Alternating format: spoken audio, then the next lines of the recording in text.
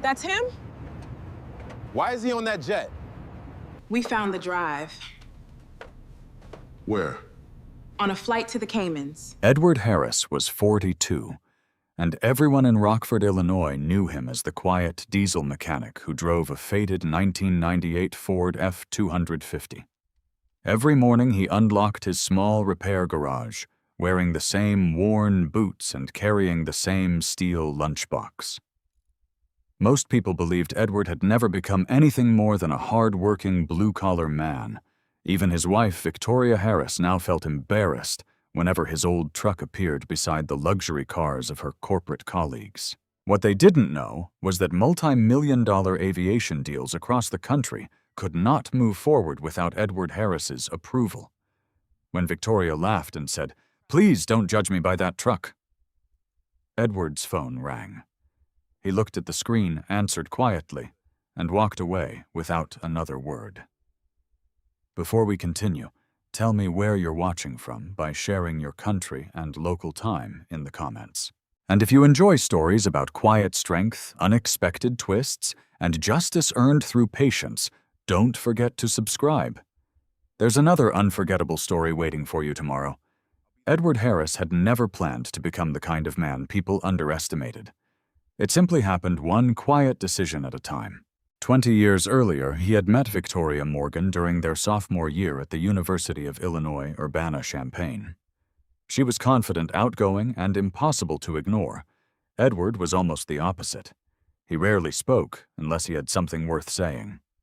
While other engineering students argued during group projects, he quietly solved problems that professors sometimes spent hours discussing. Victoria noticed him because he never tried to impress anyone. She often joked that Edward looked more comfortable inside a machine shop than at a college party. He laughed every time she said it. Those early years felt simple. They shared cheap pizza, long library nights, and dreams that seemed large enough for both of them. Victoria dreamed about skyscrapers, executive offices, and business magazines with her photograph on the cover. Edward dreamed about building things that lasted. Neither dream seemed to compete with the other. After graduation, Victoria accepted an entry-level communications position in Chicago. The salary was modest, but the opportunity was enormous. She believed the city would eventually reward hard work. Edward accepted a position with a small aerospace logistics company outside Rockford. His co-workers quickly discovered that he solved technical problems faster than engineers, with far more experience. Within 3 years, Edward quietly developed a logistics optimization system that reduced aircraft maintenance delays by nearly 30%. The software attracted attention from several aviation companies across the country. One afternoon, a private investment group offered to purchase the technology. The deal changed Edward's life forever. Most people would have celebrated. Edward simply signed the paperwork, shook hands, and went home. Instead of placing his name in newspapers or appearing on business television, he followed advice from one of the attorneys involved in the transaction. The patent's future licensing agreements and investment income would be managed through a private trust. The arrangement protected both the technology and its owner. Edward never cared who knew. When Victoria asked why he wasn't announcing the sale publicly, he smiled. "We already have enough," he said. She smiled back. At the time, she believed him.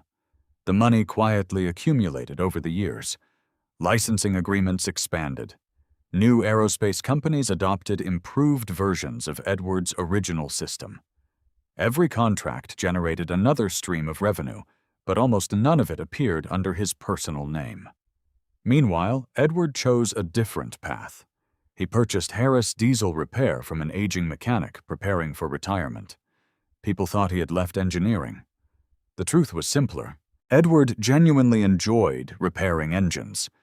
Diesel trucks made sense. Every broken part had a logical cause. Every solution required patience instead of politics. The repair shop gave him something money never could: peace. Every morning began exactly the same way. At 6:15, he unlocked the garage. Coffee sat beside the same red toolbox. Country music played softly from an old radio hanging above the workbench. By 7 o'clock, local farmers' delivery drivers and construction crews began arriving with broken equipment. Edward greeted each customer by name. He remembered birthdays. He remembered children's names. He remembered which truck belonged to which family even after years had passed. The people of Rockford respected him, but they never imagined he was anything beyond a hard-working mechanic. Edward preferred it that way. Victoria's career moved much faster. Within a decade, she climbed from communications coordinator to director, then vice president. Eventually, Great Lakes Aerospace Solutions promoted her to senior vice president of corporate communications. Her office overlooked downtown Chicago. Her calendar filled with investor meetings, executive dinners, fundraising galas, and leadership conferences. Her wardrobe slowly changed. Affordable department store suits became tailored designer clothing. Business dinners replaced quiet evenings at home. Conversations increasingly centered around market performance, shareholder confidence, and executive networking. Edward listened more than he spoke. He never criticized her ambition. When she worked late, dinner waited in the refrigerator. When she traveled, he drove her to the airport. When promotions came, he celebrated every one of them. But somewhere along the way, Victoria began noticing things she had once ignored. Edward still drove the same faded Ford pickup. His boots often carried traces of engine oil. His hands remained rough from years of repairing heavy equipment. At executive events, other spouses arrived in luxury SUVs, wearing tailored suits and expensive watches. Edward usually arrived directly from the garage after changing into the cleanest button-down shirt he owned. He never looked embarrassed. Victoria gradually did. The changes happened quietly. She stopped asking Edward to attend networking dinners, then holiday parties, then company celebrations.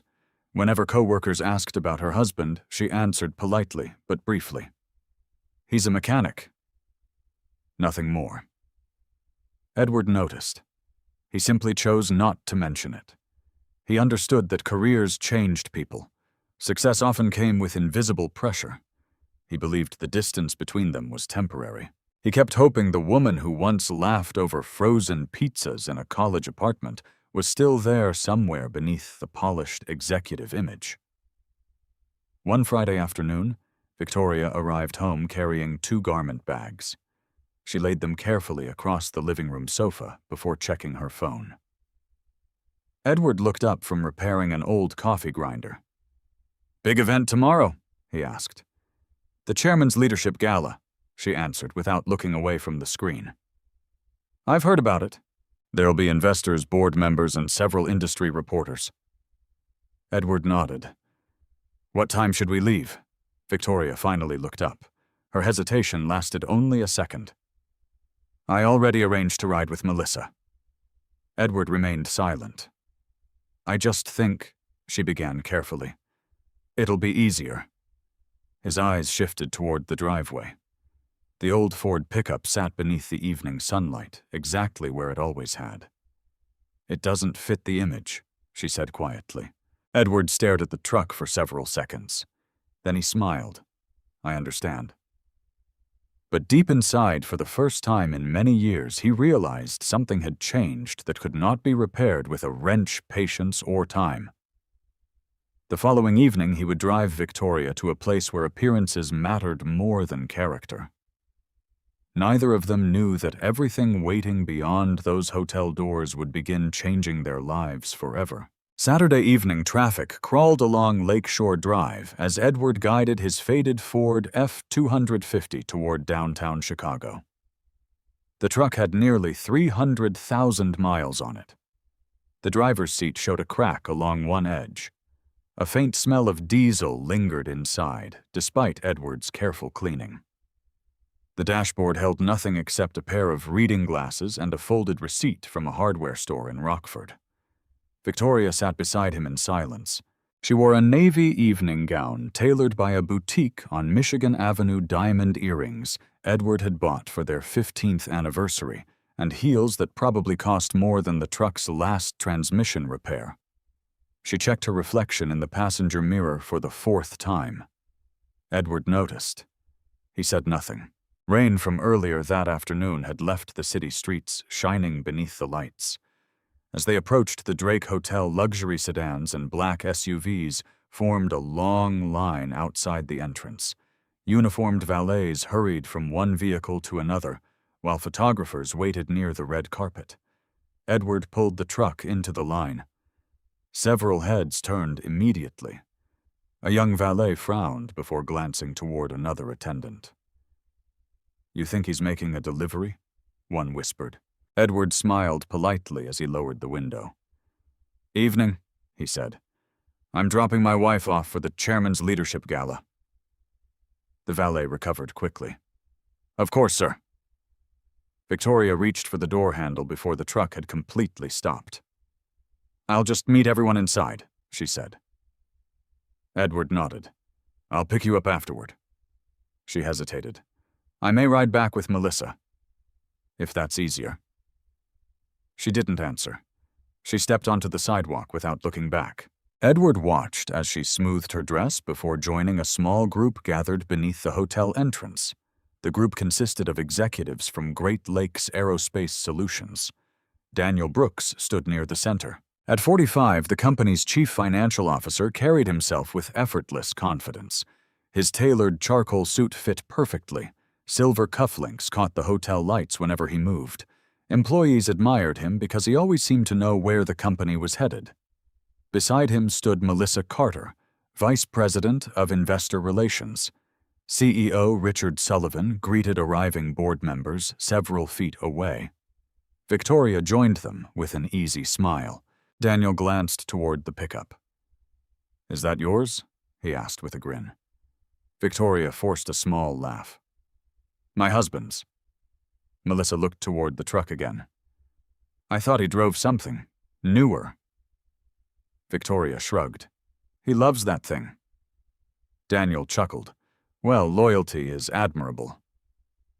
Another executive, Mark Ellison from corporate strategy, stepped closer.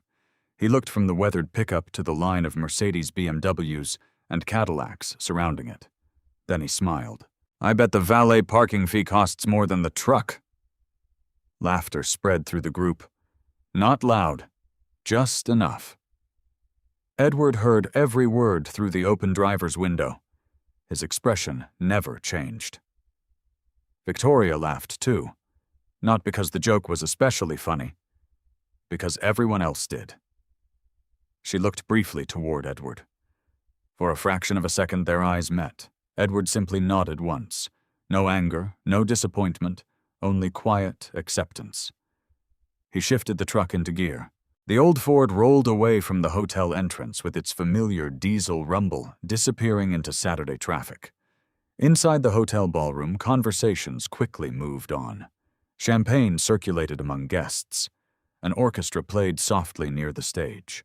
Victoria introduced herself to investors from Seattle and Dallas, while photographers documented the evening. Edward disappeared from everyone's thoughts. Everyone except one person, Daniel Brooks. As the evening progressed, Richard Sullivan introduced several new aerospace partnerships scheduled for the following fiscal year.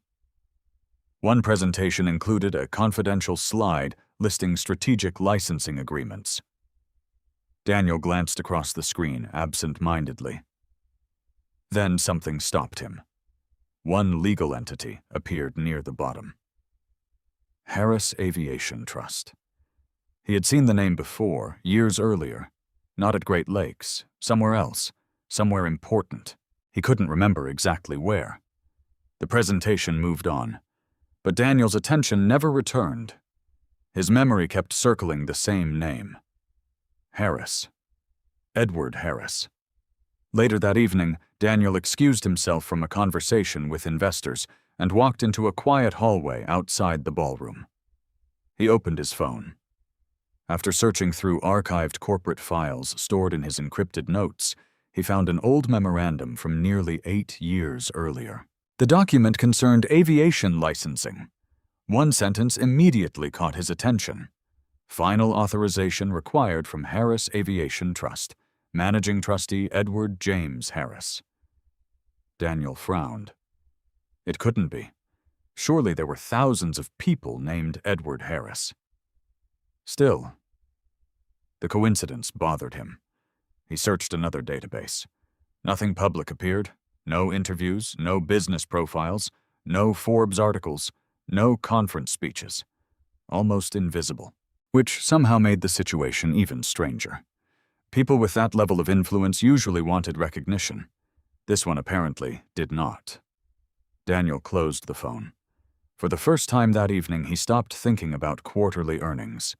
Instead, he thought about the faded pickup parked outside only an hour earlier. He remembered Edward's face.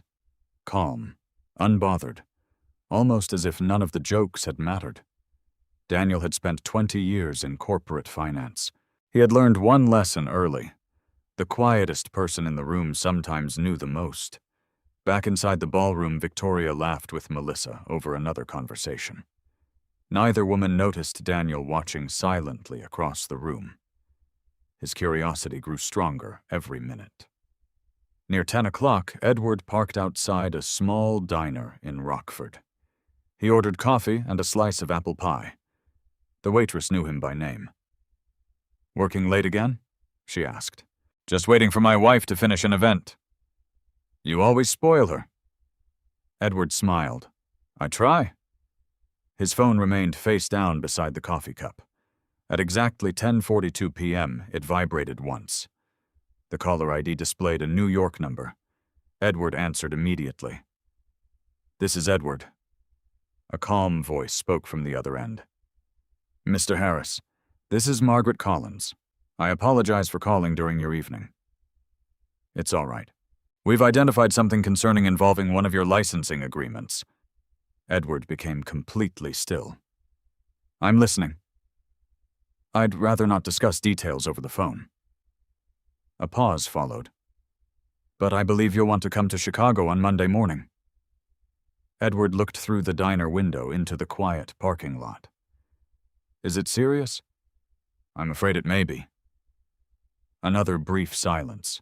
"It appears someone has been using intellectual property belonging to Harris Aviation Trust without authorization." Edward closed his eyes for one moment. When he opened them again, his voice remained steady. "I'll be there." He ended the call. Outside the parking lot was empty except for his old Ford pickup. Inside the ballroom, nearly 90 miles away, Victoria smiled for another photograph. She had no idea that the first crack had just appeared beneath the perfect image she had worked so hard to build. Monday morning arrived with low gray clouds hanging over downtown Chicago. Edward parked his old Ford F-250 inside a visitor garage 2 blocks from Collins and Avery, LLP, one of the city's oldest corporate law firms. The pickup looked completely out of place between polished German sedans and luxury electric SUVs. He grabbed a worn leather folder from behind the driver's seat and walked toward the office building. The receptionist smiled politely. "Good morning, Mr. Harris. Miss Collins is expecting you." Edward thanked her and took the elevator to the 23rd floor. Margaret Collins was already waiting. At 58, she had spent more than 3 decades representing family trusts, aviation companies, and institutional investors. Her reputation had never been built on dramatic courtroom speeches. It came from contracts that survived every legal challenge. She greeted Edward with a firm handshake. "I'm sorry we had to meet under these circumstances." Edward sat across from her conference table. "I assume it's serious." Margaret slid several folders toward him. "I wouldn't have interrupted your weekend otherwise." The conference room overlooked the Chicago River, but neither of them looked outside. Edward opened the first folder. Inside were licensing agreements carrying the Harris Aviation Trust seal. Everything appeared normal. Until page 12. Someone had approved an expanded software implementation that Edward had never authorized. He slowly turned another page, then another. His expression remained calm. "How many contracts?" Margaret folded her hands. So far, we've confirmed 7. Value? Approximately $148 million. Edward absorbed the number without visible reaction. Were the signatures forged? No. They're digital authorizations generated from a legacy licensing system. Edward looked up. That system should have been retired years ago. It should have. Margaret reached for another folder. Our cybersecurity consultants believe someone discovered an inactive authorization pathway connected to older licensing agreements. They bypassed the current approval process. She nodded. It appears that way. Edward remained silent. Most people would have reacted with anger. He preferred questions. Who benefits? We're still determining that. She opened another document. The licenses all point toward one company. Edward already suspected the answer. Great Lakes Aerospace. Margaret nodded again. Specifically, several software divisions created during the last 4 years. Edward leaned back. His thoughts remained remarkably steady, not because the situation wasn't serious, because panic had never solved a mechanical failure, or a legal one. When did this begin? Our earliest evidence suggests nearly 3 years ago, Edward calculated quietly. 3 years.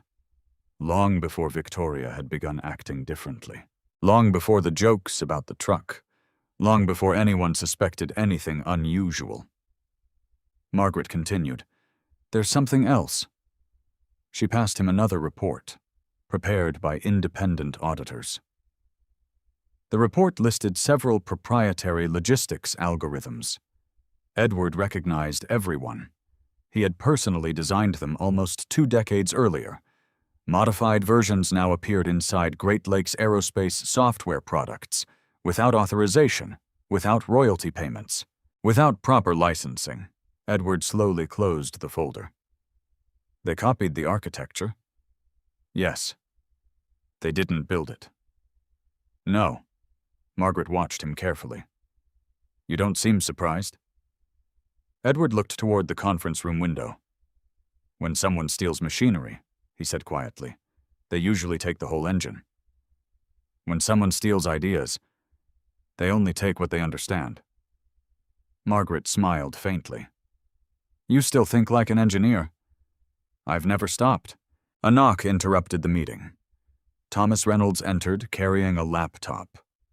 At 60, Thomas had managed the Harris Aviation Trust since its creation. He preferred spreadsheets to conversations and precision to optimism. Morning, Edward. Morning. Thomas connected the laptop to a large monitor. Several financial charts appeared. These are licensing revenues from the last 15 years. Blue lines climbed steadily upward. The trust has performed exactly as expected. Another graph appeared, then a third. Finally, one section highlighted several unusual transactions. Those, Thomas said, pointing toward the screen, don't belong. Edward studied the data. Payments had moved through multiple subsidiaries before reaching software development budgets inside Great Lakes Aerospace. Nothing looked accidental. Someone had designed the structure carefully. Can we identify the approvals? Thomas zoomed into another spreadsheet. Not yet, but we know the departments involved. Edward recognized several names: corporate strategy, technology integration, financial oversight. Every department eventually reported to senior executive leadership. He asked one question. Does Victoria appear anywhere? Thomas looked directly at him. No. Margaret answered before Thomas could continue. We've examined every communication involving your wife. So far, we've found no evidence she participated in the licensing decisions. Edward quietly exhaled. It wasn't relief. Not yet. Only recognition that facts mattered more than assumptions. Keep looking, he said. We will. Margaret closed one folder before opening another.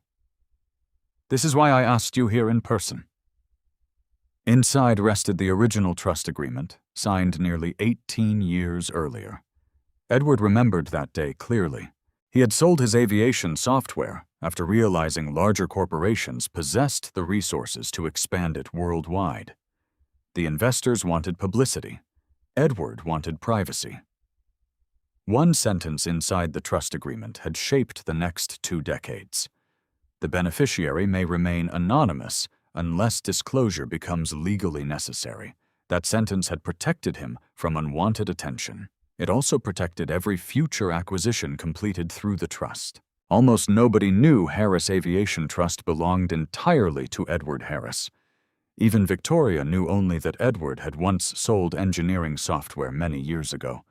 She had never asked additional questions. Edward had never volunteered them. Their marriage had never revolved around money. Until recently. Margaret interrupted his thoughts. "We've already retained an independent cybersecurity firm." "Good. We are also assembling intellectual property specialists from Washington." Edward nodded. "No lawsuits?" Margaret looked surprised. "Not yet. Not until we understand everything." Thomas smiled slightly. "That's exactly what I expected you'd say." Edward closed every folder neatly. "I don't want assumptions. You'll have evidence. I don't want headlines. You'll have discretion. I don't want revenge." Margaret answered immediately. "You want the truth." Edward stood. "The truth lasts longer." The meeting ended shortly before noon. As Edward walked toward the elevator, his phone vibrated. "Victoria." He answered normally. "Hi. Are you at the garage?" "I'm in Chicago." "Oh." A short pause followed. "I forgot to mention I'll be staying late again tonight." "No problem. We're preparing next quarter's investor presentation. I hope it goes well." She thanked him. The conversation ended less than a minute later. Edward slipped the phone back into his pocket. He wondered when ordinary conversations had become so carefully measured. Downstairs, he climbed into his old pickup. Before starting the engine, he sat quietly for nearly a minute. Not because he felt defeated, because every difficult repair began the same way. Understand the problem. Gather every tool. Never rush the first step. Across town inside Great Lakes Aerospace headquarters, Daniel Brooks walked into a restricted conference room carrying a secure flash drive. He believed another successful quarter was taking shape. He had no idea that only a few miles away, the true owner of the technology supporting much of his company's growth had just begun asking questions. And Edward Harris had always been patient enough to wait for answers. Edward returned to Rockford before sunset. The familiar smell of diesel fuel and machine oil greeted him the moment he unlocked Harris Diesel Repair. A half-disassembled Caterpillar engine sat exactly where he had left it on Friday afternoon. Wrenches rested in perfect order across the workbench. Nothing inside the garage had changed. He appreciated that. Machines rarely pretended to be something they were not. People often did. The next morning, customers filled the garage before 8 o'clock. A local farmer needed a combine repaired before harvest. A delivery company brought in a truck with transmission problems. A father and his teenage son arrived towing an old pickup that refused to start. Edward greeted every customer with the same quiet patience. No one looking through the garage windows would have guessed that less than 24 hours earlier, he had reviewed documents involving nearly $150 million in unauthorized licensing agreements. He repaired engines exactly as he always had. Nothing about his routine changed. That afternoon, Jennifer Monroe arrived. She drove a silver SUV without company markings and parked beside Edward's faded truck. Jennifer was 44 years old, one of the country's most respected forensic accounting specialists. She had spent nearly 2 decades tracing financial fraud for federal agencies before opening her own consulting practice. She entered the garage wearing jeans instead of a business suit. Edward wiped his hands with a shop towel. "You found the place." She smiled. "I wasn't expecting to meet in a repair shop. I work better here." "I can see that. Edward led her into a small office overlooking the garage floor. The room contained little more than a wooden desk, filing cabinets, and shelves filled with service manuals. Jennifer placed 3 folders on the desk. "I've spent the last 18 hours reviewing everything Margaret sent." And she opened the first folder. "This isn't ordinary intellectual property theft." Edward remained silent. Jennifer continued. "Whoever built this structure understood corporate accounting extremely well." Several diagrams covered the first pages. Money flowed from one subsidiary into another. Licensing fees disappeared into consulting agreements. Software development expenses became acquisition costs.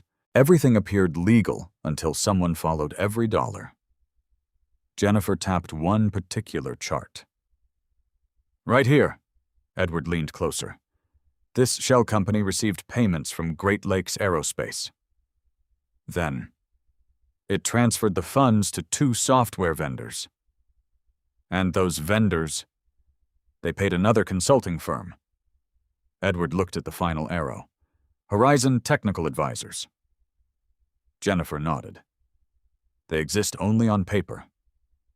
So it's a laundering structure. Not for cash, for intellectual property." Edward understood immediately. Instead of stealing money directly, someone had hidden the value of stolen technology inside ordinary business transactions. Complicated, but not invisible. Jennifer smiled. They underestimated one thing. "What's that?" "They assumed nobody would compare 20 years of licensing history." Edward leaned back. "You did?" "I always do." She opened another folder. "This concerns employee communications. Printed emails filled the table, meeting schedules, internal approvals, procurement requests. None seemed unusual at first glance, until Jennifer highlighted one recurring pattern. Daniel Brooks. His name appeared repeatedly whenever software licensing decisions required executive approval. "He signed every major authorization," Jennifer said, "as CFO." As CFO. Edward studied the dates. Daniel's involvement became more frequent each year. "What about Richard Sullivan?" "The CEO approved broad investment strategies, but not the individual licensing pathways." Edward nodded slowly. "What about Victoria?" Jennifer paused. "I know that's the question you really want answered." Edward looked directly at her. "I'm interested in facts." "You'll get facts." She pulled out a thinner folder. "I reviewed every email sent or received by Victoria Harris that intersected with these transactions." Edward waited. "I found nothing suggesting she participated in the fraud." His shoulders relaxed, almost imperceptibly. Jennifer noticed. "But," Edward looked up, "there are personal matters." She hesitated. "I debated whether to include these." "You included them anyway." "I don't separate financial risk from personal influence." She handed him several photographs. Edward examined the first one. Daniel Brooks and Victoria leaving a downtown Chicago restaurant after 9 o'clock. The second showed them entering another building together 2 weeks later. The third captured them boarding the same elevator inside Great Lakes headquarters, long after most employees had gone home. None of the photographs proved an affair, but they raised uncomfortable questions. When were these taken? Over the last 4 months. Edward continued studying them. Anything inappropriate? No. No physical contact? None. Jennifer folded her hands. They're careful. Edward placed the photographs back inside the folder. They may simply be working. They may. Neither of them reached conclusions. Jennifer respected Edward for that. Many clients immediately assumed the worst. Edward preferred evidence over emotion. What about phone records? We're obtaining them legally. Travel expenses, already under review. Security logs. In progress. Edward stood and walked toward the garage window. Outside, A customer thanked one of his mechanics after receiving repaired equipment. Life continued normally. Inside the office, another world quietly unfolded. Jennifer joined him near the window. "Can I ask you something?" "Of course." "Why continue working here?" Edward smiled faintly. "Because this garage tells me the truth every day." She waited. "If an engine is broken, it doesn't pretend otherwise." Jennifer laughed softly. "I've never heard fraud explained through diesel mechanics." "It works." His phone vibrated. Margaret Collins. Edward answered immediately. "Edward, we've received another development." "I'm listening." "The board approved a new software expansion this morning. Using my technology." "We believe so." "Authorized by whom?" "Daniel Brooks." Edward looked through the office window again. The pattern was growing clearer. Margaret continued. "We've also learned there's an executive retreat scheduled in 2 weeks. For Great Lakes." "Yes." "Every senior executive will attend." Edward thought quietly. "Good." Margaret sounded surprised. "Good. I'd rather everyone be in one place. You already have something in mind?" "Not yet." He ended the call. Jennifer studied him. "Most people would already be filing lawsuits." "They're expecting lawsuits." "So what are you expecting?" Edward looked toward the old Ford parked outside. "More mistakes." Jennifer understood immediately. The people responsible believed they were winning. Winning people became careless. Careless people created evidence. Late that evening, Victoria arrived home just after 10. Edward was sitting on the back porch with a cup of coffee.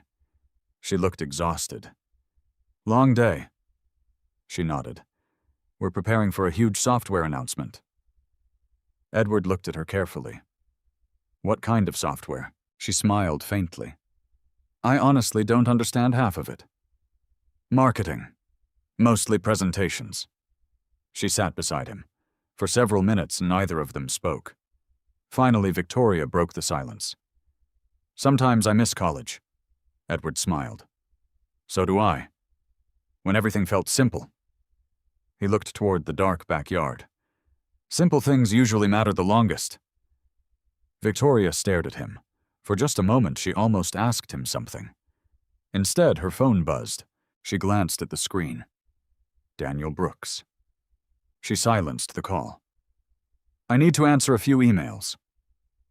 She stood and walked inside. Edward remained on the porch. He never asked who had called.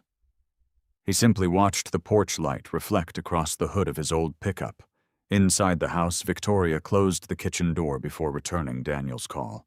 Outside, Edward heard nothing, but somewhere deep inside he sensed that 2 separate stories were moving toward the same ending. One had been built on patience, the other had been built on assumptions. Very soon, only one of them would survive. Edward believed every machine left evidence. A damaged bearing left metal shavings, a leaking gasket left stains, a cracked fuel line left pressure where pressure did not belong. Fraud worked the same way. It always left traces. The only difference was that people tried to hide them. 3 days after Jennifer Monroe arrived in Rockford, a secure conference room inside Collins and Avery LLP became the center of Edward's quiet campaign. Margaret Collins sat at one end of the table. Jennifer occupied the seat beside her, surrounded by laptops, binders, and financial reports. Thomas Reynolds had connected remotely from New York. Joining them were 2 intellectual property attorneys from Washington, D.C., and a cybersecurity specialist named Michael Grant. Edward entered carrying nothing except a legal pad. He preferred listening before speaking. Jennifer began. "We've completed the first phase of the forensic review." A large timeline appeared on the monitor. The earliest suspicious activity dated back almost 3 years. At first, only small software modules had been copied. Nothing substantial, nothing likely to attract attention. Then the pattern changed. Each quarter, additional pieces of Edwards' aviation logistics system appeared inside Great Lakes Aerospace products. scheduling algorithms, fleet optimization tools, predictive maintenance models, route efficiency calculations. Separately, each feature looked ordinary. Together, they formed the foundation of Edward's original technology. Michael Grant spoke next. "We've reconstructed the authorization pathway."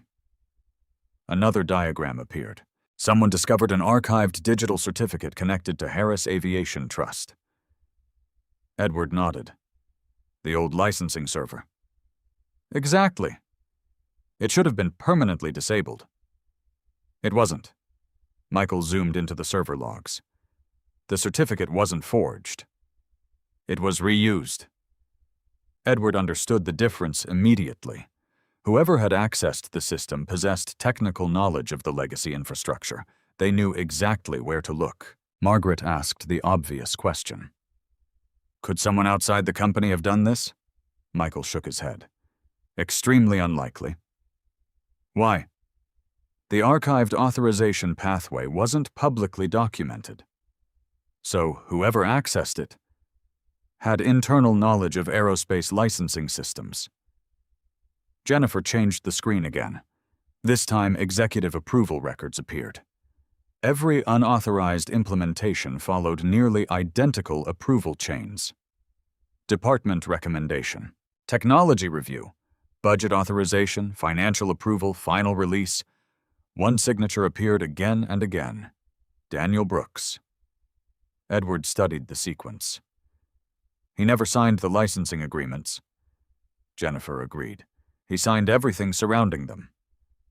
"Meaning, he approved the budgets that made the unauthorized implementation possible." Edward remained thoughtful. "So he built legal cover." "Exactly." Margaret leaned forward. "If this reaches court, the distinction matters." Jennifer nodded. "He'll argue he approved spending, not theft." Michael added another piece. "We also recovered deleted email metadata." "Can the messages be restored?" "Most of them." He opened another folder. Several recovered email headers appeared. The message bodies remained incomplete, but the recipients were visible. Daniel Brooks, outside software consultants, technology integration managers, repeated communications over nearly 3 years. Edward pointed toward one address. "Horizon Technical Advisors." Michael smiled. "We investigated them. They don't exist. They exist as paperwork, but not as a real consulting company." Jennifer continued. "The mailing address belongs to a virtual office. The phone number routes through an answering service. The listed executives are fictitious." Thomas Reynolds joined from the video screen. "Every payment sent there eventually disappeared through multiple financial accounts." Edward asked another question. "Can we follow the money completely?" Jennifer smiled. "We already have." She displayed another chart. Eventually, every transaction converged into 2 offshore investment accounts. Both were controlled through nominee corporations. The ownership structure looked impossible to untangle. Until Jennifer highlighted one final document. A luxury condominium purchase in Miami, purchased through one of the nominee companies. Occupant, Daniel Brooks. The room became silent. For the first time since the investigation began, direct financial benefit connected unmistakably to one individual. Margaret closed her notebook. "That's enough for federal prosecutors." Edward did not respond immediately. Instead, he asked another question. "What about everyone else?" Jennifer understood. "You don't want one guilty person if there are more. I want everyone responsible." She opened another report. "So do I." The report listed departments that knowingly implemented the stolen software. Most employees simply followed instructions. Some engineers genuinely believed the company had acquired proper licenses. Others questioned unusual coding similarities. Those concerns disappeared after management meetings. Edward pointed toward one engineering supervisor. "Interview him?" Jennifer nodded. He already agreed. What did he say? He warned Daniel Brooks 2 years ago that the software looked identical to technology owned by Harris Aviation Trust. Edward looked up. And Daniel. He ordered the discussion closed. Michael displayed a recovered calendar invitation. Meeting title Legacy Integration Review. Attendees Daniel Brooks, Technology Director, Legal Compliance Manager. No meeting notes existed. Only the invitation. Jennifer quietly added. The Legal Compliance Manager resigned 3 months later. Edward wrote the name down. Find her. We already did. Where, Denver. Will she cooperate? Margaret answered. After seeing the evidence? I believe she will. Edward nodded once. No celebration, no satisfaction. Only another step. His phone vibrated. Rebecca Lawson, the family attorney. He excused himself and answered outside the conference room. Rebecca. I wanted to give you advance notice. What happened? Victoria consulted a divorce attorney yesterday. Edward remained completely still. Are you certain? Very. Who? Brian Foster. Edward recognized the name immediately. Brian Foster specialized in high-net-worth divorce litigation. Rebecca continued. No filing yet. But consultations leave records. Edward looked through the office window toward the Chicago skyline. Thank you. I thought you should know. She paused. Edward? Yes. If she files before everything else becomes public. I understand.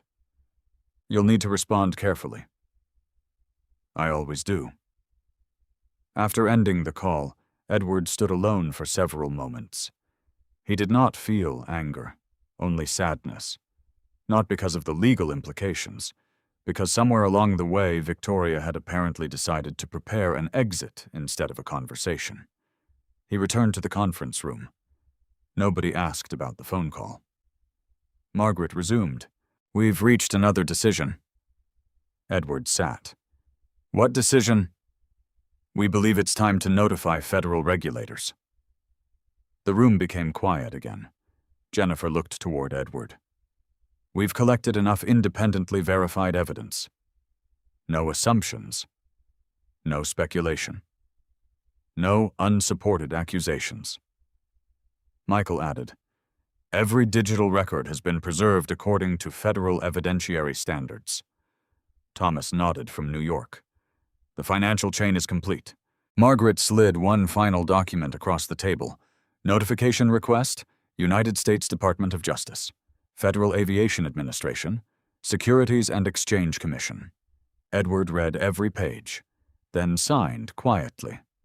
No dramatic speech, no declaration of war, only one signature. Margaret collected the papers. Once these are submitted, there is no going back. Edward looked around the room. I wasn't trying to go back. Late that afternoon, sealed evidence packages left Collins and Avery through secure courier services. No press releases followed. No leaks reached the media.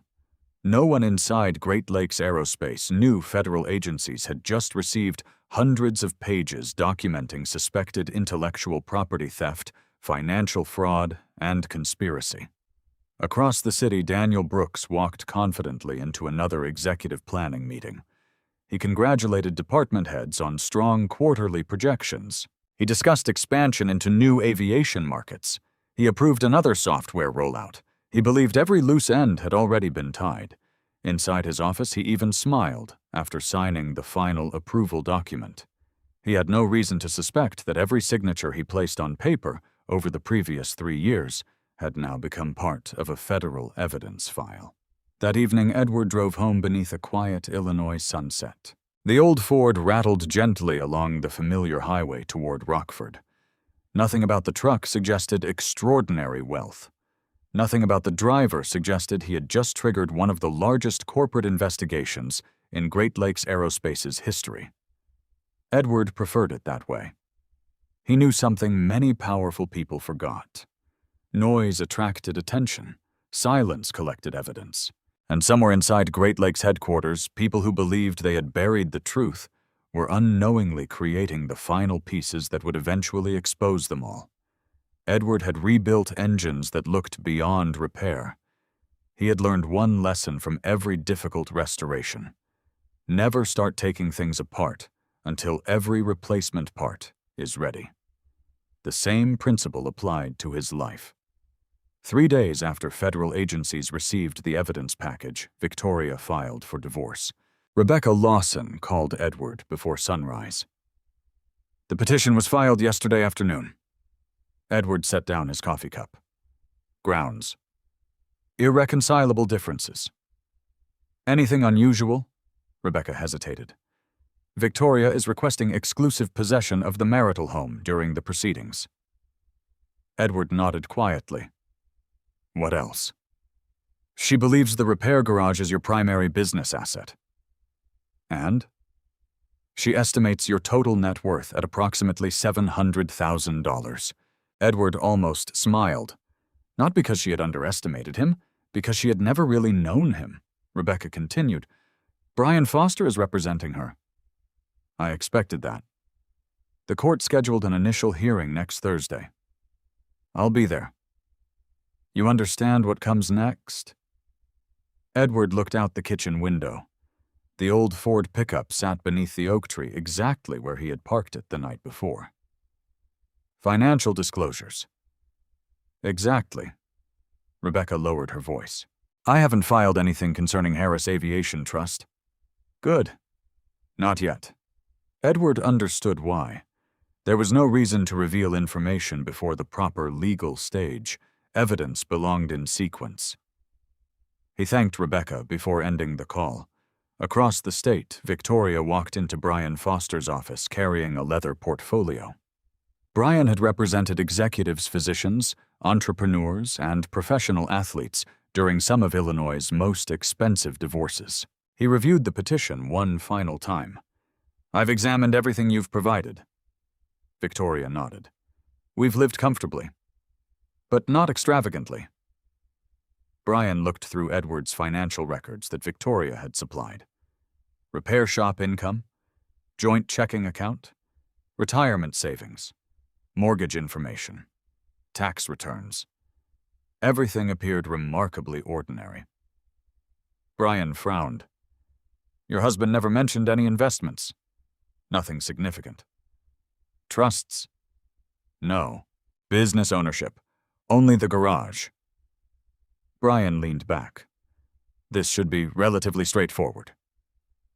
Victoria released a breath she hadn't realized she was holding. I don't want to fight. Brian smiled politely. Most clients say that. I mean it. He closed the folder. If your husband's financial disclosures match these records, I don't expect major complications. Victoria thanked him. Neither of them knew that the largest asset connected to Edward Harris had never appeared on any personal tax return. Meanwhile, Edward drove to Collins and Avery. Rebecca joined Margaret Collins inside the conference room. Several thick binders rested across the table. Rebecca spoke first. I've reviewed the divorce filing. Margaret nodded. And they have absolutely no idea. Thomas Reynolds laughed quietly through the video screen. They searched every personal account. They never searched the trust. Margaret turned toward Edward. The Harris Aviation Trust has always operated as an independent legal entity. Edward nodded. As intended. Rebecca opened another binder. The trust predates almost every marital asset. So ownership remains separate. Correct. She pointed toward the original documents signed 18 years earlier. Every amendment, every licensing agreement, every investment acquisition, every distribution perfectly documented, perfectly legal. Margaret smiled. I've spent 30 years telling clients that documentation matters. Edward looked towards the binders. Today it does, Rebecca continued. Brian Foster will eventually request complete financial disclosure. When? probably after temporary hearings. Edward asked only one question. "When should we disclose the trust?" Margaret answered immediately. "When the court requires complete disclosure." "No earlier. No later." Edward appreciated that answer. Timing mattered. Not for strategy alone, for credibility. Nothing damaged a legal case faster than appearing evasive. Thomas changed the subject.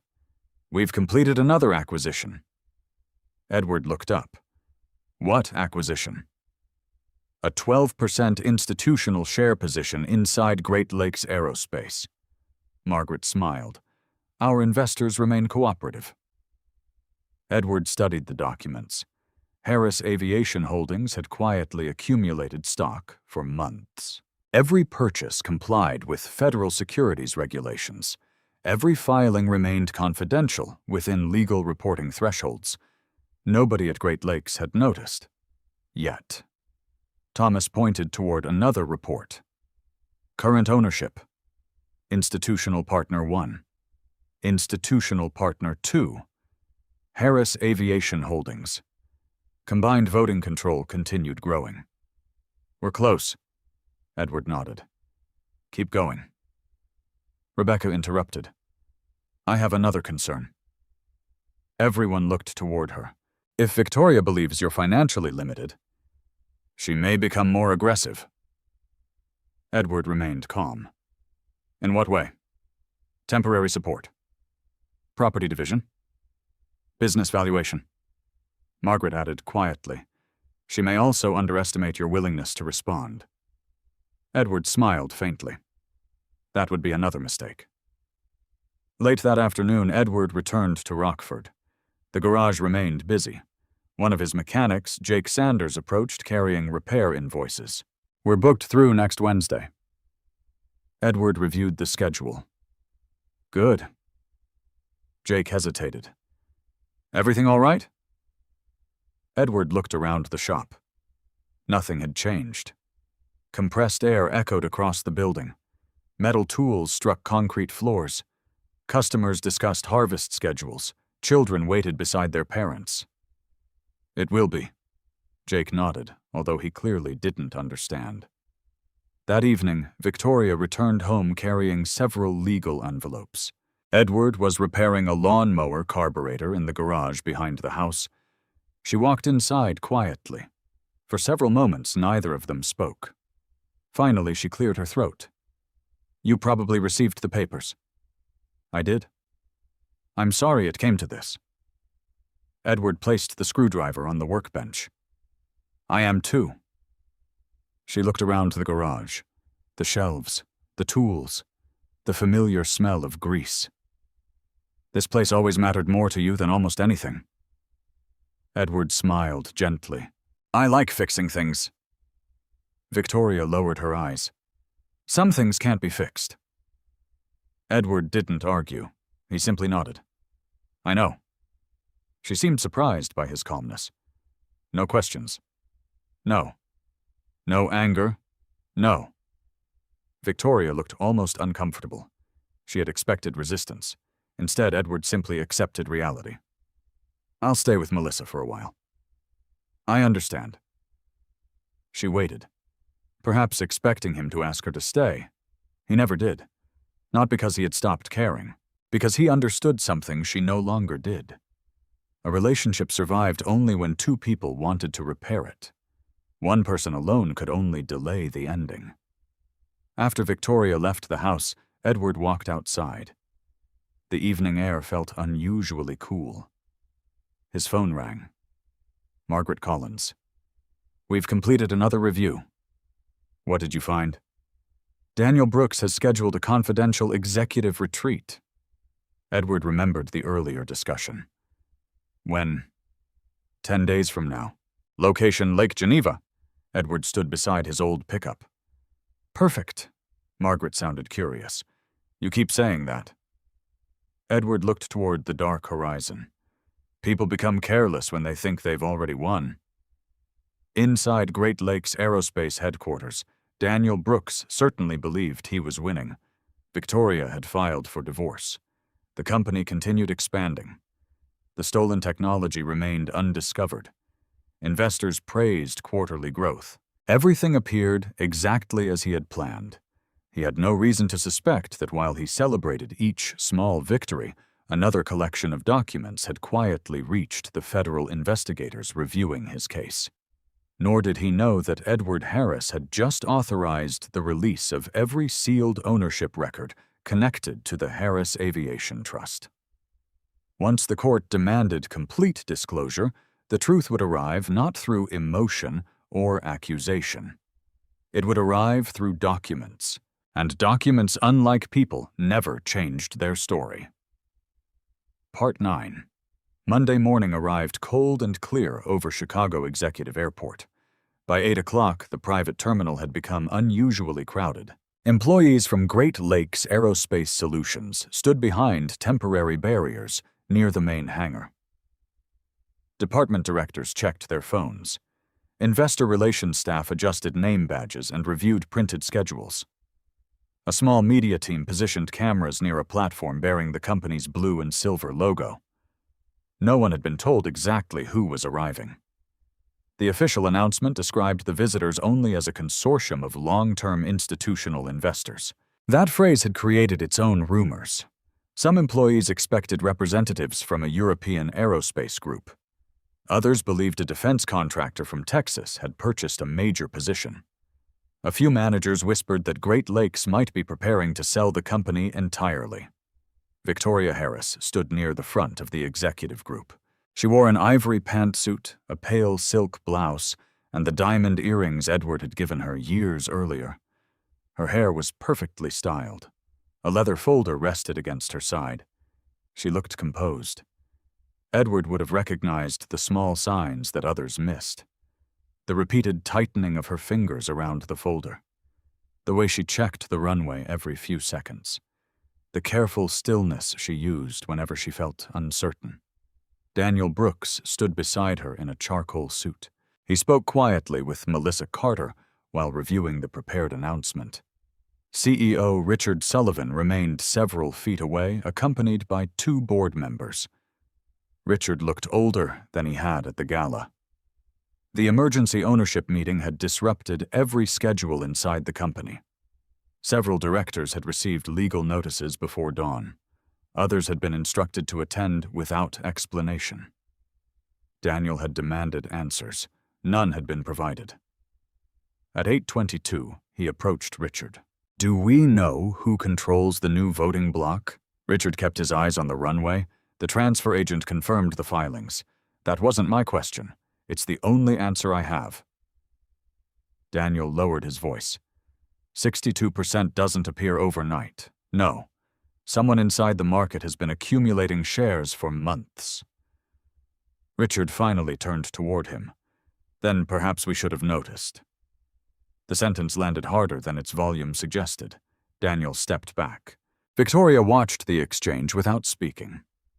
During the previous week, she had attended strategy meetings in which Daniel appeared confident. Now his movements looked sharper, less controlled. She had never seen him check his phone so often. At 8:31, an airport operations vehicle moved across the far end of the runway. The crowd shifted. A communications manager raised one hand. Aircraft approaching. Conversations stopped. From the eastern sky, a white Gulfstream G650 descended through the morning light. Its landing gear lowered. Sunlight moved across the polished fuselage as the aircraft aligned with the runway. The jet touched down smoothly. Its tires released a brief line of smoke before the engines reversed. Several employees lifted their phones to record the arrival. Victoria watched without particular interest at first. Private aircraft were common in the aerospace industry. Great Lakes executives used chartered jets several times each year. Investors arrived through private terminals. Government contractors rarely traveled commercially when negotiations involved sensitive information. Then she noticed the aircraft's registration mark. The letters meant nothing to her, but the small emblem near the forward door did. A simple silver wing enclosed inside a dark circle. She had seen that symbol before. not on an aircraft. On an old document Edward had once left inside their home office. She remembered asking about it years earlier. "What's Harris Aviation?" Edward had been repairing a drawer handle at the time, an old licensing company. "Yours?" "In a way." She had accepted the answer and returned to her work. Now the same emblem rested beside the door of a $65 million aircraft. Victoria's fingers tightened around her folder. Daniel noticed her expression. "What is it?" She continued staring at the jet. "I've seen that logo," where Victoria did not answer. The aircraft turned from the runway and moved toward the private terminal. Its engines produced a low vibration that traveled through the pavement. Edward sat inside, beside the window. He could see the assembled employees, the executive group, the temporary stage, the camera equipment. He could also see Victoria. Even from a distance, he recognized the way she held herself when she was nervous. For one moment, the ownership documents beside him felt lighter than the years between them. He did not enjoy what was coming. That surprised no one who knew him well. Edward had never wanted an audience. He had never wanted Victoria humiliated. He had wanted honesty. But honesty had its own timing. Sometimes it arrived privately across a kitchen table. Sometimes it arrived in court. And sometimes it descended from the sky in front of everyone who had mistaken silence for weakness. Margaret Collins sat across from him. "We can delay the public announcement until after the board session." Edward watched the terminal through the glass. "No, you're certain the employees deserve clarity." Thomas Reynolds closed his tablet. "And the executives, they deserve the same thing." The jet stopped 50 yards from the assembled crowd. The engines powered down. For several seconds, nothing moved. Airport personnel positioned the stairs beneath the forward door. A black SUV waited nearby to carry the delegation to Great Lakes headquarters after the announcement. Daniel checked his watch. "This is becoming theatrical," he said. Richard looked toward him. Only if someone intended it to be. The aircraft door opened. A representative from Lone Star Capital appeared first. Then Susan Caldwell from Northbridge Institutional Fund. 2 other investors followed. Richard recognized them immediately. His posture changed. "These aren't passive investors," he murmured. Daniel heard him. What Richard did not answer. Margaret Collins appeared at the top of the stairs carrying a leather case. Daniel's face lost a degree of color. He knew her reputation. Every major corporate attorney in Chicago did. Margaret represented private trusts whose names rarely appeared in public filings until control had already changed. Thomas Reynolds followed her. Daniel recognized him too, not personally, from institutional finance conferences in New York. Thomas managed capital for private families' foundations and aviation investors. The arrival no longer looked like an ordinary shareholder visit. It looked organized, final. Victoria barely noticed Margaret or Thomas. She was staring into the open aircraft door. A figure moved inside. Then Edward Harris stepped into the morning light. He wore a tailored charcoal suit, a white shirt, and a dark blue tie. The suit did not transform him into someone else. It only removed the uniform by which others had judged him. His shoulders remained steady. His expression remained calm. The same scratched steel wristwatch rested beneath his cuff. He paused at the top of the stairs. Below him stood hundreds of Great Lakes employees, executives who had laughed beside Victoria outside the Drake Hotel, managers who knew him only as a mechanic, a wife who had estimated his entire life by a garage, a modest house, and an old truck. The crowd became completely silent. Victoria's folder slipped half an inch through her fingers before she caught it. Daniel turned toward her. "You know him." It was not a question. Victoria did not look away from Edward. "That's my husband." Melissa stared at her. "Your husband?" Victoria's mouth opened, but no answer came. Her mind searched for an explanation that fit the man on the stairs with the man she had left behind in Rockford. The two images refused to separate. Edward descended slowly. One hand rested against the stair rail. His shoes touched the pavement. Margaret followed several steps behind him. Thomas carried the final acquisition binder. Richard Sullivan moved forward first. His expression showed confusion, recognition, and something close to alarm. "Mr. Harris," he said carefully. Edward stopped in front of him. "Good morning, Richard." The use of his first name deepened the silence. Daniel's eyes moved toward the aircraft, the investors, and the legal documents. He remembered the old memorandum from 8 years earlier. Harris Aviation Trust. Managing Trustee Edward James Harris. The pieces finally connected. Not completely, but enough. Edward looked past Richard. His gaze moved across the executives until it reached Victoria. For a brief second, neither of them moved. She remembered the hotel entrance, the laughter, her own voice saying, "Please don't judge me by that truck." Edward remembered it too. His face showed no triumph. That made the moment harder. A communications director approached Margaret and whispered that the cameras were ready. Margaret nodded. Then she stepped toward the microphone. "Ladies and gentlemen, thank you for joining us this morning." Employees leaned closer. Daniel remained frozen beside Victoria. Margaret opened the leather case and removed a signed ownership statement.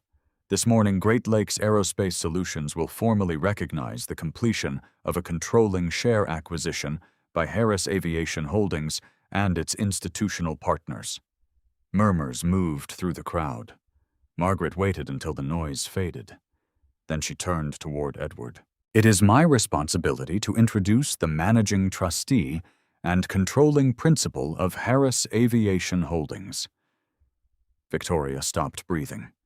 Edward took one measured step toward the platform. Margaret spoke his name clearly.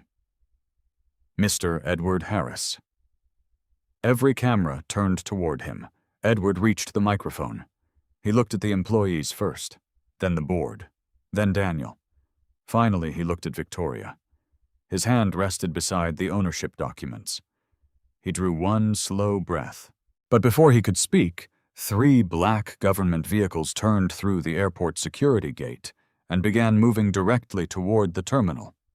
The 3 black vehicles slowed near the private terminal. Every camera turned toward them.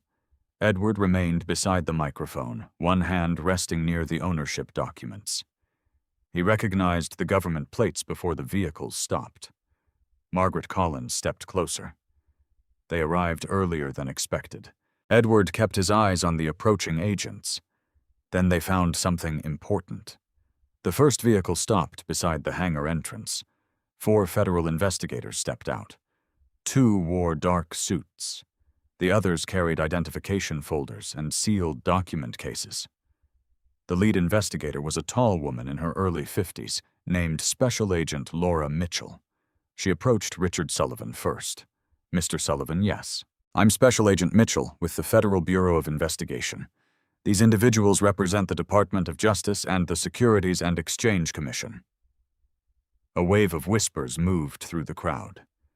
Daniel Brooks did not move. But Edward noticed his right hand tightening around his phone.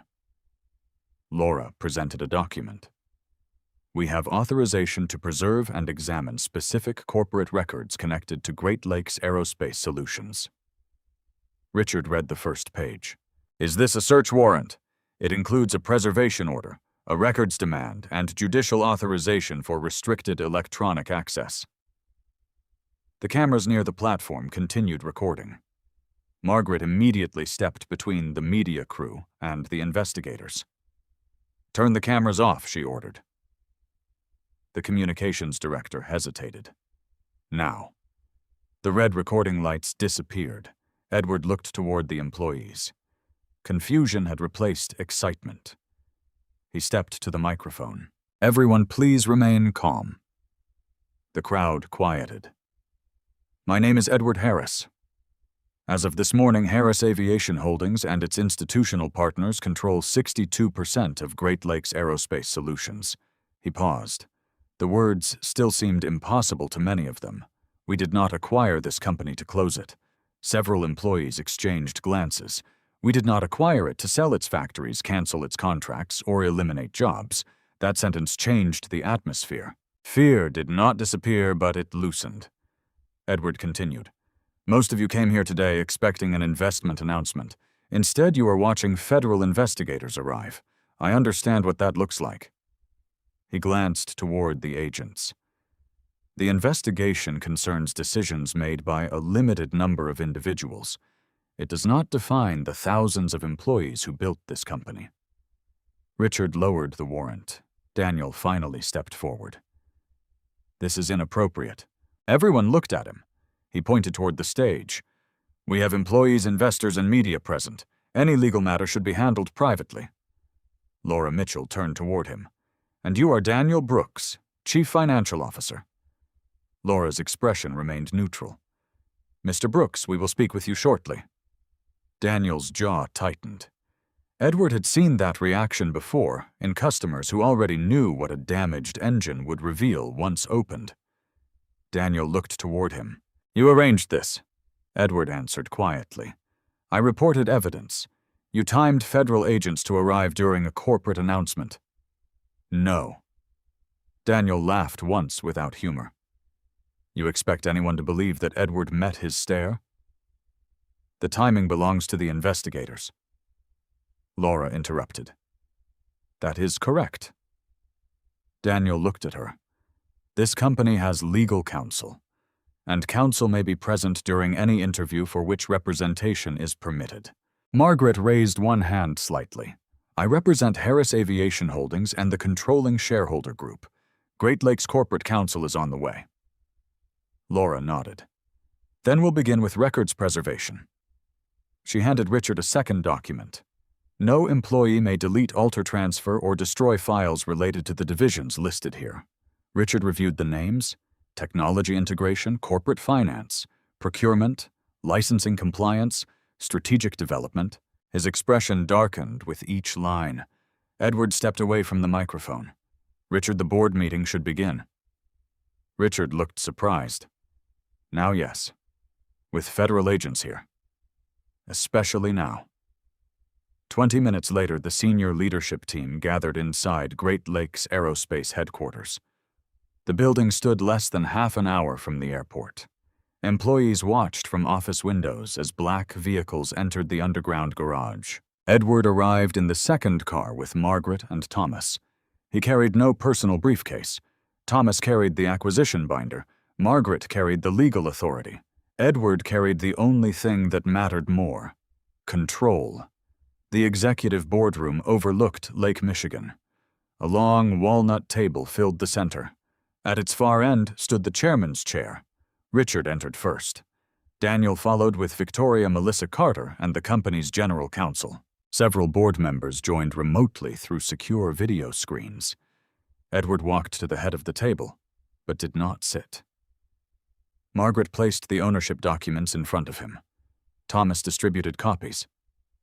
Daniel remained standing. I object to this meeting. Margaret did not look up. On what basis? We received less than 24 hours' notice. This is an emergency session permitted under Article 9 of the corporate bylaws. The ownership transfer hasn't been independently verified. Thomas opened the binder. It has been verified by the transfer agent, outside securities counsel, and every participating institution. Daniel looked toward Richard. You can't allow this. Richard slowly took his seat. I'm not sure I can prevent it. Margaret addressed the room. Harris Aviation Holdings and its aligned institutional partners possess 62% of voting shares. A document appeared on the monitors. Effective. Immediately, the shareholder group exercises its right to appoint a controlling majority of the board. 3 new directors entered through the side door. Susan Caldwell from Northbridge, Charles Bennett from Lone Star Capital. Retired federal judge Nathan Cole selected as independent compliance chair.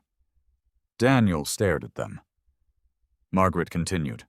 The first resolution concerns the appointment of an interim chairman. She placed a single page before Edward. The controlling shareholder group nominates Edward Harris. Silence filled the room. Victoria sat 2 seats from Daniel. Her eyes remained fixed on Edward. He could feel her questions without hearing them. For 20 years she had known his habits, his quiet routines, and the sound of his truck entering the driveway. She had never known this room waited for him. The vote proceeded. 5 directors approved, 2 abstained, none opposed. Margaret closed the voting file. The resolution passes. Edward pulled the chairman's chair back and sat. Daniel remained standing. You have no experience running a public aerospace company. Edward looked toward him. I have experience protecting what belongs to me. Daniel's face hardened. Is that what this is about, Nunnal? Edward opened the first agenda folder. This is about what belongs to the company, its shareholders, its customers, and its employees. He turned towards Nathan Cole. Present the next resolution. Nathan adjusted his glasses. Resolution 2 authorizes an independent forensic audit of all technology licensing procurement, software integration, and executive financial approvals from the previous 5 years. Daniel interrupted. We already have internal auditors. Jennifer Monroe entered the boardroom carrying 2 sealed evidence boxes. Edward watched Daniel's expression change. Not dramatically, only enough. Jennifer placed the boxes on the table. Internal auditors reviewed the information they were given. Daniel stared at her. And you are Jennifer Monroe, independent forensic accountant. She opened the first box. These records include unauthorized licensing pathways payments through shell consulting companies, deleted email metadata offshore transfers, and executive approval chains. Victoria turned toward Daniel. He did not look at her. Edward noticed that too. Nathan continued reading.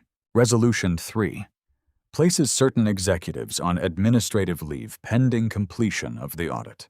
A list appeared on the main screen. Technology Integration Director, Procurement Vice President, Licensing Compliance Supervisor, Daniel Brooks, Chief Financial Officer. Daniel pushed both hands against the table. This is absurd. Edward remained seated. You will retain salary and legal rights during the investigation. You're removing me based on allegations, based on risk. Daniel looked towards the door. 2 corporate security officers stood outside with a federal agent. His confidence finally fractured, only briefly. Then he pointed toward Edward. This man hid his identity from the company. His wife works here. He quietly purchased controlling shares while preparing accusations against leadership. That is a conflict of interest. Every face turned toward Edward. He had expected the argument. Margaret answered first. All required securities disclosures were completed legally. Daniel ignored her. He looked directly at Victoria. Did you know about this? Victoria swallowed. No? The word barely carried across the table. Daniel turned back toward Edward. Even your own wife didn't know. Edward's voice remained steady. My marriage is not the subject of this meeting. It should be. She had access to executive communications. Victoria's face changed. Edward leaned forward. Be careful, Daniel. The room became completely still. It was the first warning Edward had given him. Daniel heard the difference. Edward continued. We have found no evidence that Victoria participated in the unauthorized licensing decisions. Victoria looked toward him with visible surprise. He had just protected her publicly, even after the divorce petition, even after the humiliation, because facts mattered more than anger. Daniel slowly sat down. Laura Mitchell entered the boardroom. She carried a sealed folder. Mr. Brooks, we need access to your corporate devices. Daniel looked toward company counsel. The attorney nodded reluctantly. You should comply with the preservation order. Daniel removed his phone and placed it on the table. Then his laptop. Then a secure access card. Laura collected each item. We also need the encrypted flash drive issued to you last Thursday. Daniel's eyes shifted. Only once. toward the inside pocket of his suit. Edward saw it. Laura saw it too. "Mr. Brooks." Daniel reached slowly into his jacket. Instead of producing the flash drive, he removed a small black key. Laura's tone sharpened. "Where's the device? I don't know what you're referring to." Jennifer opened one of the evidence folders. "We have security footage showing you carrying it into a restricted conference room." Daniel looked at her. That could have been any company drive. Laura stepped closer. "Where is it?" He remained silent. Edward watched him carefully. Daniel had finally stopped arguing. That meant the answer was more dangerous than the question. Then an agent entered the room and whispered into Laura's ear. She listened without reacting. When he finished, she looked toward Daniel. "The drive has been located." Daniel's face went still, where Laura closed the folder. "Inside a private aircraft scheduled to depart for the Cayman Islands 40 minutes from now." No one spoke. Edward looked at the black key in Daniel's hand. A baggage compartment key. Daniel slowly closed his fingers around it. The evidence had not merely found him, it had caught him trying to escape. Daniel Brooks looked at Special Agent Laura Mitchell without blinking. For several seconds, the boardroom remained silent. The black baggage key rested inside his closed hand. Laura extended her palm. "Give me the key." Daniel looked toward Great Lakes Aerospace's general counsel. The attorney's face had become pale. "Daniel," he said carefully, "do not interfere with the investigation." Daniel placed the key on the table. Laura collected it and handed it to another agent. "Mr. Brooks, you are not under arrest at this moment. However, you are not permitted to leave the building while we execute the court order." Daniel forced a controlled smile. "I wasn't planning to leave." Jennifer Monroe glanced toward the evidence folder. "The aircraft reservation suggests otherwise. That aircraft was arranged for a business trip. To the Cayman Islands." Daniel turned toward her. "Great Lakes has international financial relationships." Jennifer opened a printed flight record. "The passenger manifest lists only you." Daniel said nothing. Edward remained seated at the head of the table. He felt no satisfaction, only a quiet certainty that the investigation had reached the point where words could no longer control the outcome. Daniel had spent years building explanations. Documents were now dismantling them. Laura instructed 2 agents to escort Daniel to a private office. Before leaving, Daniel looked directly at Edward. "You think this makes you powerful?" Edward answered calmly. "No. You bought the company, removed the board, and brought federal agents into this building. I didn't bring them. You started this." Edward held his gaze. "I asked questions." Daniel's smile disappeared. "And you believe every answer will favor you?" "No." Edward leaned back slightly. "I believe every answer should be verified." Daniel was escorted from the room. The door closed behind him. Victoria remained motionless. Edward could see the confusion in her expression, but he could not enter her thoughts. He knew only what her silence showed. She had trusted Daniel professionally, perhaps personally. Now every assumption surrounding him was collapsing. Nathan Cole called the board meeting back to order. "The independent audit will proceed immediately." Jennifer distributed the first summary report. The document contained 87 pages. 5 years of financial transactions, software implementation records, executive emails, procurement approvals, offshore account transfers. Jennifer stood beside the main screen. The unauthorized use of Harris Aviation Trust technology began with a limited test project 34 months ago. A timeline appeared. The test was presented internally as a temporary compatibility study. Edward recognized the project name, Atlas Integration.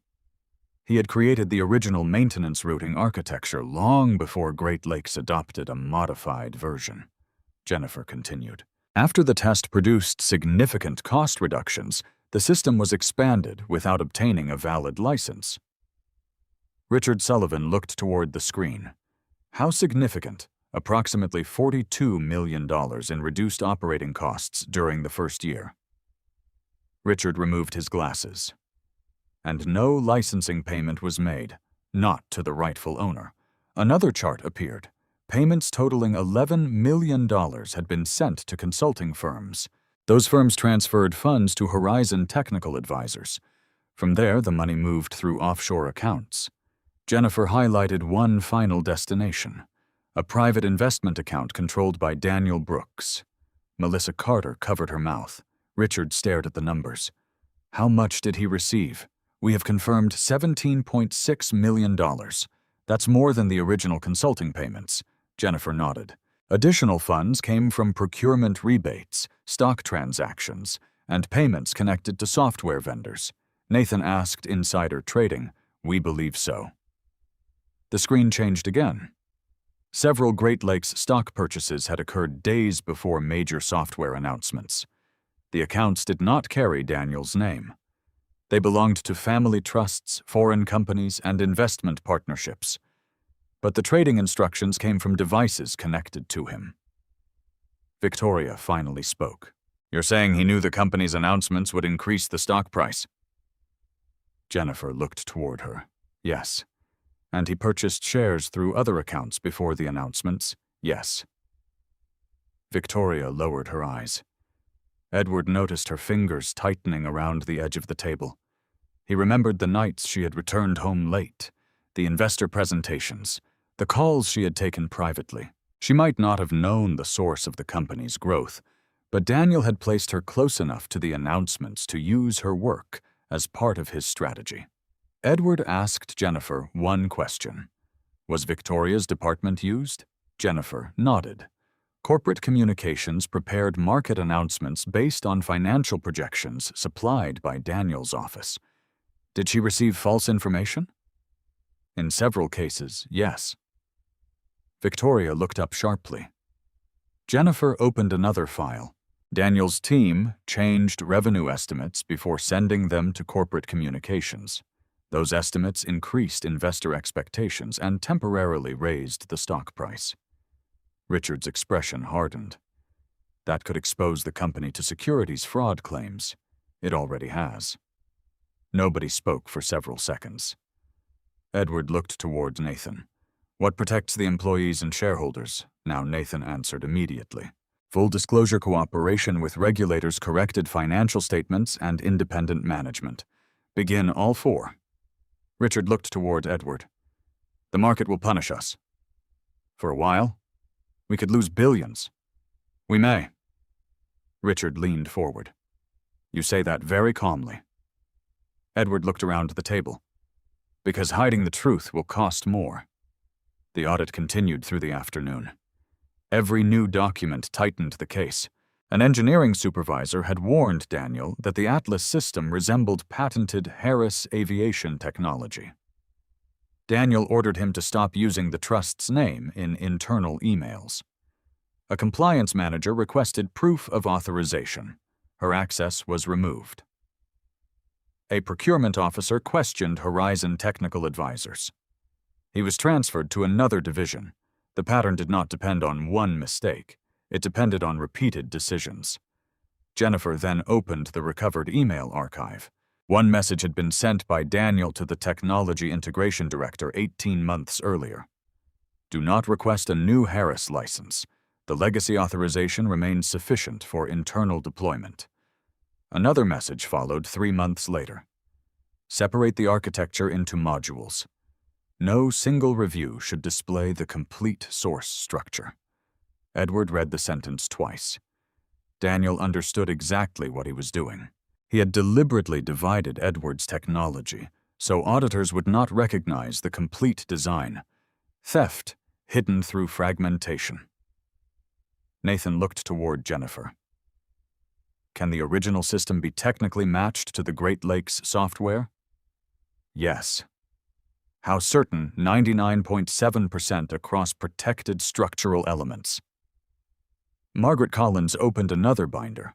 We also possess the original patent records development notes, source architecture, and licensing history. Richard looked toward Edward. All of that belongs to you, to Harris Aviation Trust, and you control the trust. Yes. Richard leaned back. For years he had treated Edward as a name inside licensing documents. Now the man himself sat in the chairman's seat, not demanding praise, demanding accountability. At 4:30, Laura Mitchell returned. 2 agents followed her carrying the encrypted flash drive inside an evidence bag. We recovered this from the aircraft. She placed the bag on the table. The device contains copied company records. Daniel's attorney entered behind her. Daniel followed. His tie had been loosened, but his expression remained defiant. Laura addressed him. Mr. Brooks' investigators found financial statements, internal communications, account access records, and files scheduled for deletion. Daniel sat beside his attorney. I copied records for legal protection. Laura continued. We also found travel documents, foreign banking instructions, and a resignation letter dated yesterday. Daniel's attorney whispered something to him. He ignored it. These accusations are being manufactured by Edward Harris. Edward remained silent. Daniel pointed toward him. He concealed his ownership. He allowed Great Lakes to use technology for years, then suddenly claimed theft when his marriage failed. Margaret responded. The trust sent 4 licensing compliance notices. Daniel looked toward her. To lower-level departments, to your office. That proves nothing. Jennifer opened another email. You replied to the second notice. The message appeared on the screen. Close the inquiry. Existing authorization confirmed. Daniel stared at his own words. His attorney closed his eyes briefly. Laura stepped forward. Mr. Brooks, stand up. His attorney rose immediately. Agent Mitchell, my client, has cooperated. He attempted to remove evidence from the country. He disputes that characterization. Laura removed a pair of handcuffs. Daniel Brooks, you are under arrest on suspicion of wire fraud securities, fraud, obstruction of justice, conspiracy, theft of intellectual property, and attempted destruction of evidence. The room became completely still. Daniel slowly stood. For the first time, he looked afraid. Not angry, not offended. Afraid. The agents secured his wrists. Victoria watched from across the table. Daniel turned toward her. Victoria, tell them I was protecting the company. She did not answer. Edward watched her face. No satisfaction appeared there. Only the shock of seeing someone she had defended reduced to the evidence he had created. Daniel was escorted toward the door. Before leaving, he looked back at Edward. This isn't over. Edward answered quietly. No. Daniel paused. The facts still have to be heard. The door closed behind him. Edward looked toward the 87-page forensic report. Daniel had meant the sentence as a threat. Edward accepted it as a promise. Facts could not be intimidated. They could not be negotiated. And once they entered a courtroom, everyone would finally hear what silence had spent years preserving. 3 weeks after Daniel Brooks was arrested, Edward Harris entered the Winnebago County Courthouse through a side entrance. The morning was cold enough to frost the windows of parked cars. Edward wore a dark navy suit, a white shirt, and the same steel wristwatch he had worn inside the garage for years. Rebecca Lawson walked beside him carrying 2 document cases. Reporters waited near the main doors. The corporate investigation had made national news. Daniel's arrest appeared on business networks. Great Lakes Aerospace stock had fallen sharply before stabilizing under new leadership. Federal prosecutors had announced charges involving fraud obstruction, insider trading, and intellectual property theft. Edward's identity had also become public. Headlines described him as a secret aviation investor. Some called him a billionaire mechanic. Others called him the quiet architect behind a corporate takeover. Edward disliked every label. He remained what he had always been, a man who preferred facts to attention. Rebecca led him into a private conference room. Brian Foster filed another motion this morning. Edward sat. What does he want? He wants the court to classify the Harris Aviation Trust as marital property. Edward opened the motion. Brian's argument was aggressive. Victoria claimed she had contributed indirectly to Edward's success during their marriage. Her legal team argued that the trust had increased in value while they were married and should therefore be divided. Rebecca watched him read. They're also suggesting you concealed assets. I disclosed everything when ordered, yes. And the trust existed before the marriage. Yes. Edward closed the motion. Then the documents will answer. Rebecca nodded. That's what today is about. Inside. Courtroom 4. Judge Eleanor Whitman took the bench at 9:30. At 64, she had spent more than 20 years handling complex financial disputes. She was known for patience, precision, and little tolerance for performance. Victoria sat beside Brian Foster at the opposite table. She wore a gray suit and no jewelry except her wedding ring. Edward noticed it immediately. He did not know why she still wore it. He refused to guess. Judge Whitman reviewed the case file. We are here to determine the classification of disputed assets, evaluate financial disclosures, and address allegations of concealment. Brian rose first. Your Honor, the respondent presented himself throughout the marriage as the owner of a modest diesel repair business. Edward remained still. In reality, he controlled an aviation trust worth hundreds of millions of dollars. Rebecca stood. The value is disputed, Brian continued. Regardless of the exact amount, Mrs. Harris entered this divorce without knowledge of the marital household's true financial position. Judge Whitman looked toward Edward. Mr. Harris, did your wife know the trust existed? Edward stood when Rebecca indicated. She knew I had sold aviation technology and that the proceeds were managed through a trust. Did she know its present value? No. Why not? She never asked. Brian turned sharply. That answer is convenient. Judge Whitman looked at him. You will have your opportunity, Mr. Foster, Edward continued. I did not discuss the value because the trust never funded our household expenses. It did not purchase our home, pay our mortgage, or support the garage. Judge Whitman examined him carefully. Did you intentionally hide the trust in anticipation of divorce? No. When was it created 18 years ago? And when were you married 16 years ago? Rebecca presented the original trust agreement. The document included signatures, tax records, patent assignments, and the initial technology sale. Judge Whitman reviewed the dates. Brian approached the witness stand. Mr. Harris, the trust may have been created before the marriage, but it grew substantially during the marriage. Correct, yes. And you made decisions affecting that growth, yes. You negotiated licenses. Through counsel, you approved investments, yes.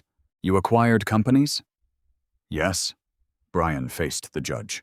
Active management transformed the trust during the marriage. Rebecca rose.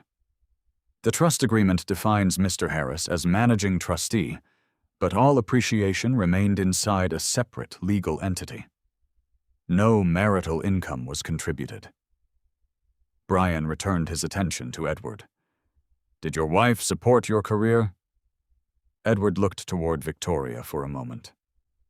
In our early years, yes. Did she move with you? We both moved for work.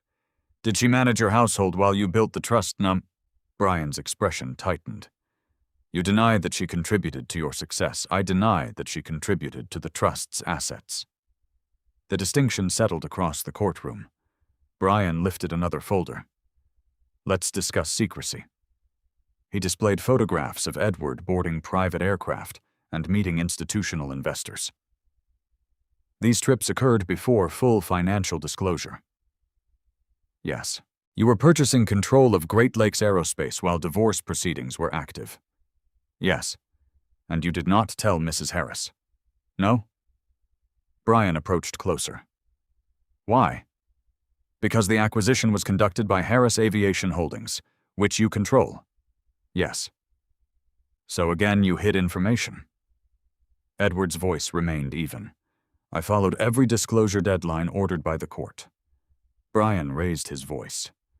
You allowed your wife to believe you were financially ordinary. Judge Whitman interrupted.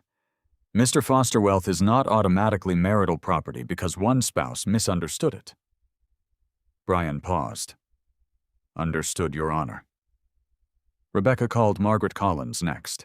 Margaret explained the trust structure, ownership history, and legal separation of assets. She presented 17 years of audited records. No marital funds had entered the trust. No trust funds had entered joint accounts except 2 documented gifts used for charitable donations. Thomas Reynolds testified by video. He confirmed that Edward had received no personal salary from Harris Aviation Trust during the marriage. Every distribution remained reinvested. Jennifer Monroe testified briefly regarding Great Lakes Aerospace. She explained that the recent acquisition was financed through institutional commitments and trust-controlled entities, not marital property. By early afternoon, Brian's argument had narrowed. He focused on Edward's garage. Harris Diesel Repair had been purchased during the marriage. Rebecca did not dispute its classification. The house had also been purchased during the marriage. So had the joint savings retirement accounts and personal vehicles. Edward agreed those assets should be divided fairly. Brian looked surprised. You are not contesting the house, no. You are willing to transfer your interest to Mrs. Harris if she assumes the remaining mortgage. Victoria looked toward Edward. He did not meet her eyes. You are not contesting the joint investment account, no, or the retirement division, num. Brian returned to his table. His strongest emotional argument had just disappeared. Edward was not trying to leave Victoria with nothing. He was protecting only what had never belonged to the marriage. Judge Whitman called a recess. Edward waited in the courthouse hallway beside Rebecca. Victoria approached alone. Rebecca stepped several feet away, but remained close enough to observe. Victoria stopped before Edward. Why didn't you tell me he understood what she meant? Would it have changed anything? Her face tightened. I was your wife. Yes. I had a right to know who you were. Edward looked at her calmly. You knew who I was. No, I knew the garage. You knew the man inside it. Victoria lowered her voice. You let me humiliate you. I didn't let you. You never defended yourself. I shouldn't have needed money to earn your respect. The words were quiet. They struck harder because he did not sharpen them. Victoria looked down. For several seconds, the hallway noise seemed distant. Then a court officer opened the courtroom doors. Judge Whitman is returning. The final hearing resumed. Judge Whitman reviewed her notes for nearly 5 minutes before speaking. The court finds no evidence that Mr. Harris concealed assets in violation of a legal duty. Brian remained expressionless. The respondent disclosed the trust when complete disclosure became mandatory. The records are consistent, independently audited, and chronologically supported. Edward sat motionless. The Harris Aviation Trust was created before the marriage. Its original assets were acquired before the marriage. No marital funds were contributed. Judge Whitman turned one page. However, the petitioner argues that active appreciation during marriage creates a marital interest. Victoria clasped her hands. Edward watched the judge. This was the only unresolved question. Judge Whitman continued, The court must therefore decide whether Mr. Harris's management transformed separate property into divisible marital property. She lifted the final written ruling. Brian leaned forward.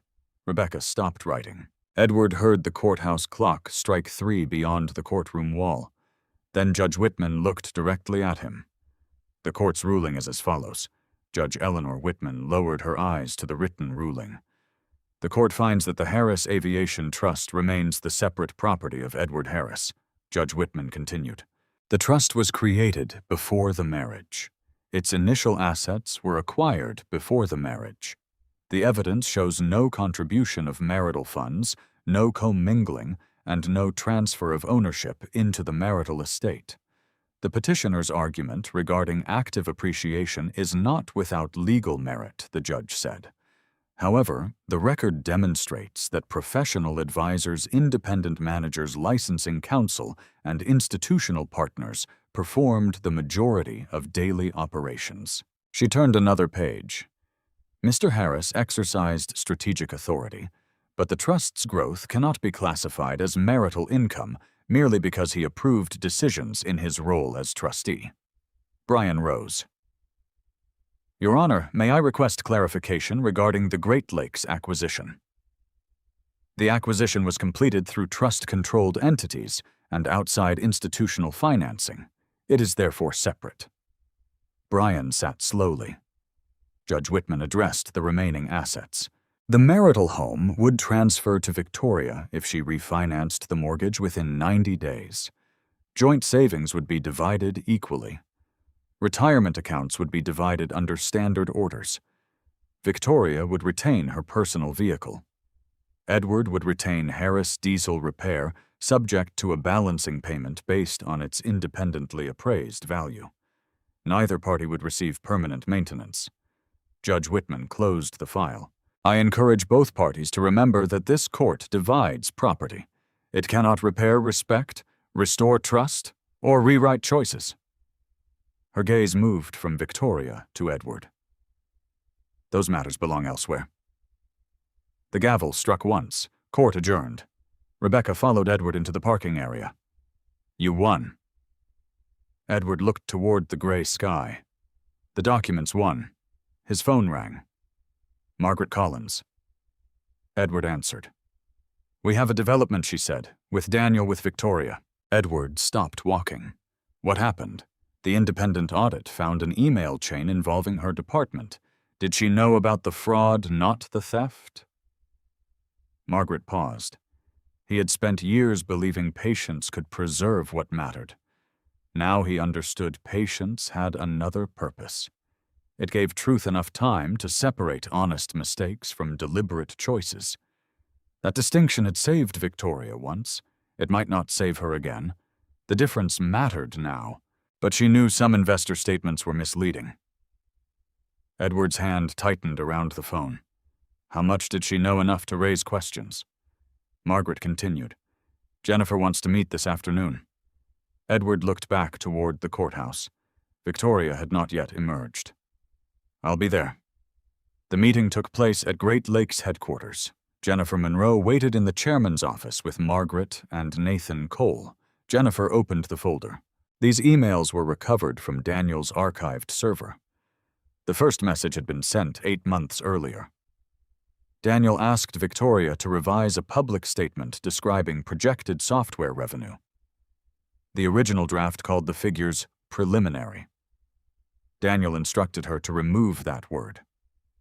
Victoria replied that the projections had not been verified. Daniel answered that verification would delay the announcement. The next message came from Victoria. I need written confirmation that finance accepts responsibility for these numbers. Daniel provided it. She questioned him.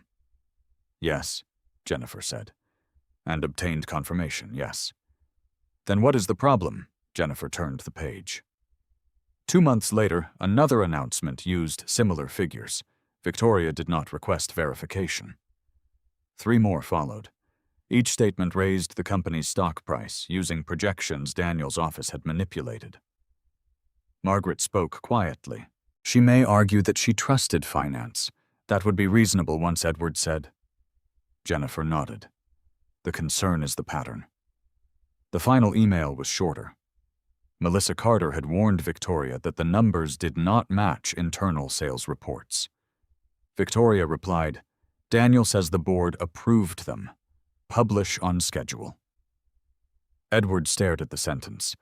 It was not proof of fraud, but it was proof that she had stopped asking.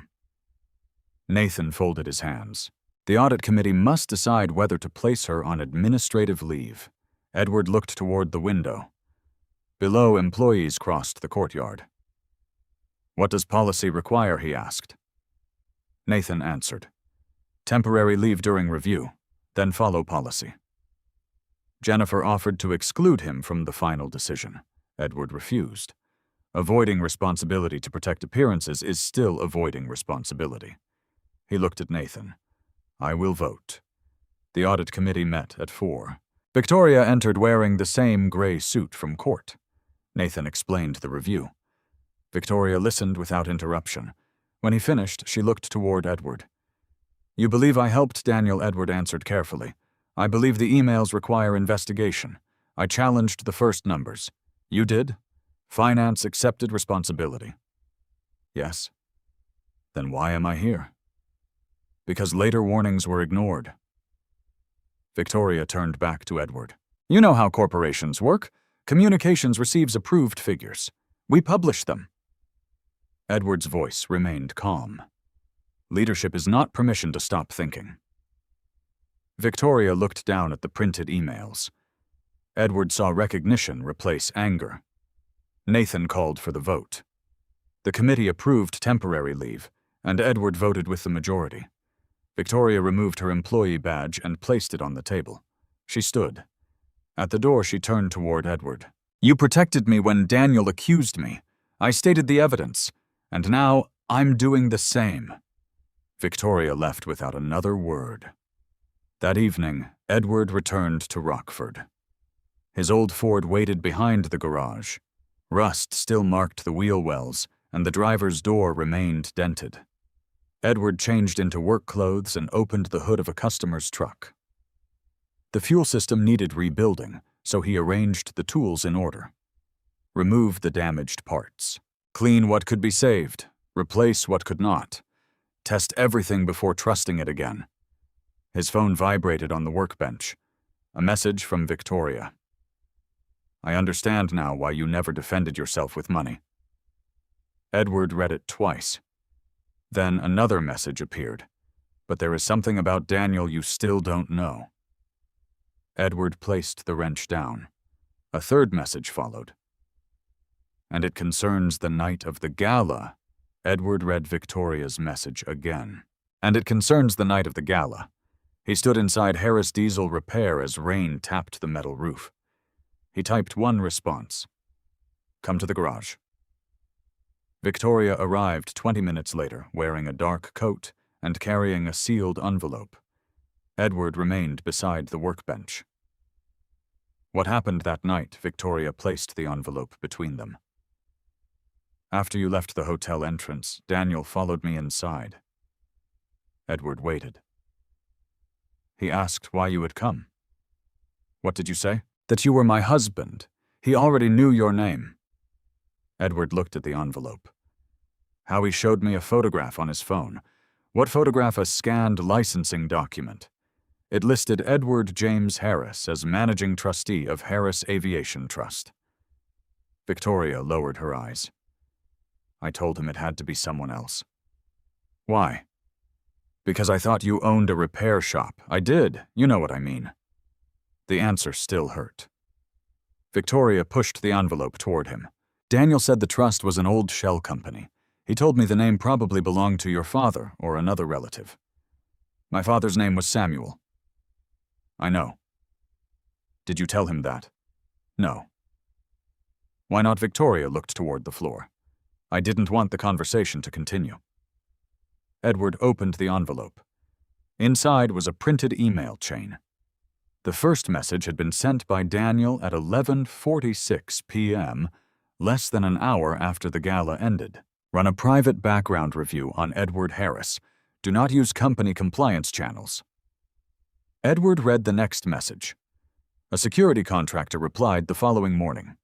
Subject appears connected to Harris Aviation Trust, multiple patent holdings, and private investment entities.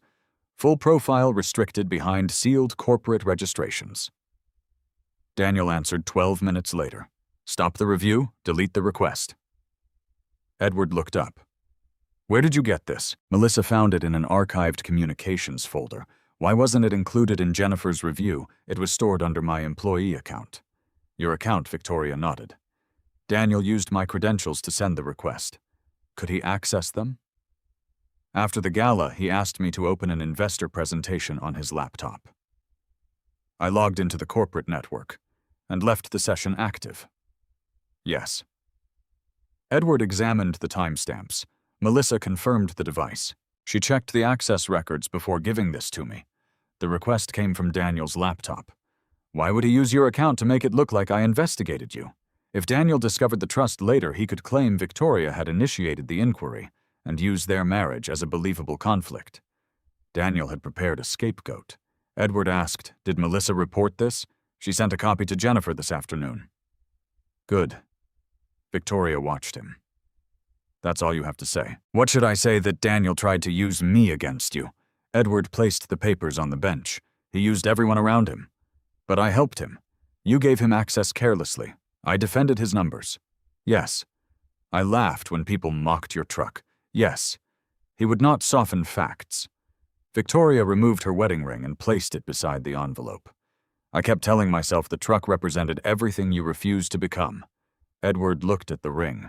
"What did you want me to become visible?" "I was visible. Not in my world. That was your measurement." She nodded slowly. "I know." Victoria looked around the garage. The concrete floor was stained. Old cabinets lined the wall. Edward's work jacket hung beside the office door. Only her understanding had changed. "I thought ambition had to look expensive," she said. Edward said nothing. "I thought success needed witnesses." He picked up the email chain. Daniel understood that. Victoria's face tightened. "He used my pride. He used your choices. Pride created pressure. Choices created consequences." Victoria looked toward the truck outside. "Is there any chance we stop the divorce?" For years he had wanted her to look at him without embarrassment. Now she did, but only after the jet and courtroom ruling. Respect arriving after proof felt like recognition of value, not respect. "I don't know," he said. Victoria looked surprised. "You could have said no. I could have. Why didn't you?" "Because I won't answer an important question while I'm angry." Edward continued. "The divorce will proceed unless both of us make a different decision for the right reasons. What would the right reasons be? Truth, accountability, change that exists without an audience." Victoria nodded. Her phone vibrated. A message from Melissa appeared. Federal investigators had requested Victoria's cooperation regarding Daniel's misuse of her credentials.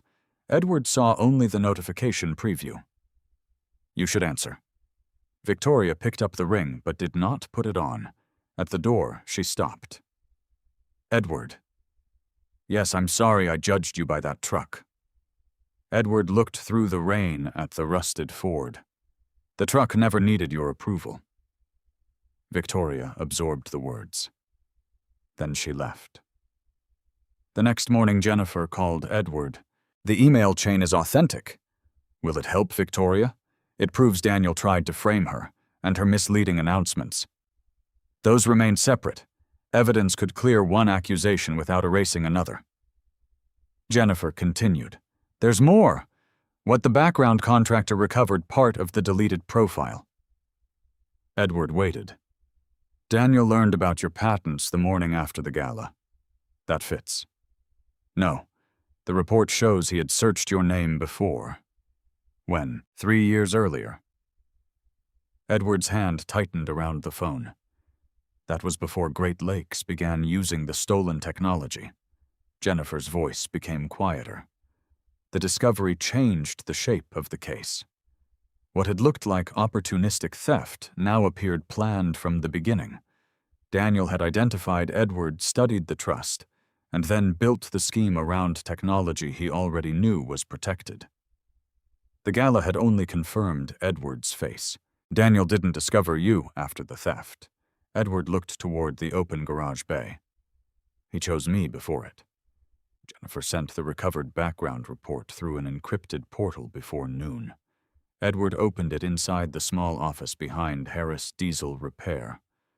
The document was incomplete. Several pages had been deleted. Others contained only metadata timestamps and fragments recovered from an abandoned contractor server. Still, the pattern was clear. Daniel Brooks had searched Edward's name 38 months earlier. The search began 2 weeks before Great Lakes approved the Atlas integration test. Edward studied the first surviving instruction. Identify all intellectual property connected to Edward James Harris, Harris Aviation Trust, and related licensing entities. The next line was more specific. Determine whether ownership can be obscured through legacy authorization pathways. Edward read it twice. Daniel had not accidentally discovered an expired certificate. He had searched for a weakness before the first line of code was copied. Jennifer called while Edward was reviewing the final page. "What do you see?" she asked. "Intent." "Exactly." Edward quietly closed the report. What did the contractor conclude that she probably did not? The words entered quietly. Her distance from Edward had not merely entertained him, it had protected his scheme. Jennifer continued, "There is another name in the report. Who Richard Sullivan?" Edward straightened. "What about him?" The contractor was asked whether Richard had prior connections to Harris Aviation Trust, and he did. Jennifer sent another file. Edward opened a scanned photograph from an aviation conference 11 years earlier. Richard Sullivan stood beside Margaret Collins and a younger Edward.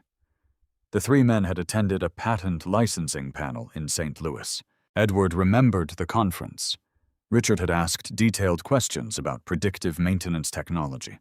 He had even requested a private demonstration. "He knew me," Edward said. "He knew your face and your work. Then why did he act surprised at the airport?" "We need to ask him." Edward called Margaret. Within an hour, Richard was summoned to a private interview at Great Lakes headquarters. Edward arrived in his old Ford. Reporters still gathered near the main entrance, so he used the underground garage. The chairman's office had been rearranged since Daniel's arrest. Financial reports replaced decorative awards. Audit schedules covered one wall. A handwritten list of employee protection priorities rested beside Edward's chair. Richard entered with company counsel. He looked tired. Edward placed the conference photograph on the desk. "Do you remember this?" Richard studied it. "Yes. You knew who I was. I knew who you had been." Edward waited. Richard sat slowly. "At that conference you were an engineer who had sold several patents, and later I heard you withdrew from the industry. Did you know about the trust? I knew it existed. Did Daniel Richard look toward counsel?" The attorney said, "Answer only what you personally know." Richard nodded. "Daniel asked me about Harris Aviation 3 years ago. What did you tell him?" "That the trust controlled valuable legacy technology. Did he mention Atlas integration, not then?" Edward leaned forward. "When did you first see Atlas during the budget review? Did you recognize it, parts of it?" "As my work?" Richard did not answer immediately. Edward felt anger rise, but he kept his voice level. "Richard, yes." The admission changed the room. "Why did you approve it?" Daniel said the company had inherited valid authorization through an earlier licensing arrangement. "Did you verify that number? Why?" "Because the savings were enormous." Edward looked at him. "That is not a reason. It was pressure. Pressure is not permission." Richard lowered his eyes. The company had missed 2 major contracts. The board wanted growth. Daniel presented Atlas as a legal way to reduce operating costs. "And you chose not to examine the foundation, yes." Company counsel shifted uncomfortably. Edward asked, "Did you profit personally?" "No." "Did you receive hidden payments?" "No." "Did you know Daniel was moving money offshore?" "No." "Did you silence employees who questioned the license?" Richard looked up. "I approved one reorganization. The compliance manager." "Yes." Edward remembered the woman in Denver. She was removed because she asked for proof. Daniel told me she was obstructing implementation. "And you believed him?" "I chose to." That answer was more honest than the others. Edward sat back. A machine failed differently when one part broke than when every warning light was ignored. Daniel had designed the theft. Richard had allowed it to continue. Different conduct, different responsibility. but responsibility remained. Nathan Cole entered after reviewing the interview notes. The board must consider Richard's position. Richard nodded before Nathan finished. "I will resign." Edward watched him. "Immediately." "Yes. You understand resignation does not remove legal exposure." "I do." Richard placed his access card on the desk. "I told myself I was protecting the company." Edward looked at the card. "People say that when they protect their position." Richard accepted the sentence without protest. Before leaving, he stopped near the door. "Will you keep the factories open?" "Yes." "The pension commitments?" "Yes." "And the engineering apprenticeships?" "Yes." Richard nodded. "Then perhaps you will do what I should have done." After he left, Margaret called with news from federal prosecutors. Daniel had requested a plea meeting. He was offering information in exchange for reduced charges. Information about whom Edward asked. Richard, 2 vendors, and someone inside corporate communications. Victoria Daniel has not named the person yet. Edward looked at the recovered report. Daniel had studied Victoria before choosing Edward's technology. Now cornered, he was preparing to use her again. Edward closed the file. "Tell Jennifer to verify everything before anyone reacts." Margaret agreed. Edward ended the call and returned to Rockford after dark. The old truck shook slightly above 60 miles per hour. He knew the cause: a worn driveshaft joint, a small problem clearly identified. People were harder. They concealed damage behind titles, explanations, and fear. But evidence remained patient. By the time Edward reached the garage, Jennifer had sent one final message. Daniel's plea statement had arrived. The unnamed communications executive was not Victoria. It was Melissa Carter. This story reminds us that a person's true worth is rarely revealed by what they drive, wear, or display to the world. Edward's old truck looked ordinary, but behind it stood years of discipline, sacrifice, intelligence, and quiet preparation. He did not need to announce his strength because real strength does not beg to be recognized. It waits, works, and allows truth to speak at the right moment. The deepest lesson is not about wealth or revenge, it is about dignity. When others underestimate us, we often feel tempted to prove them wrong immediately. But sometimes the most powerful response is to remain focused, keep our character intact, and let our actions build the evidence. Edward also showed that justice is not the same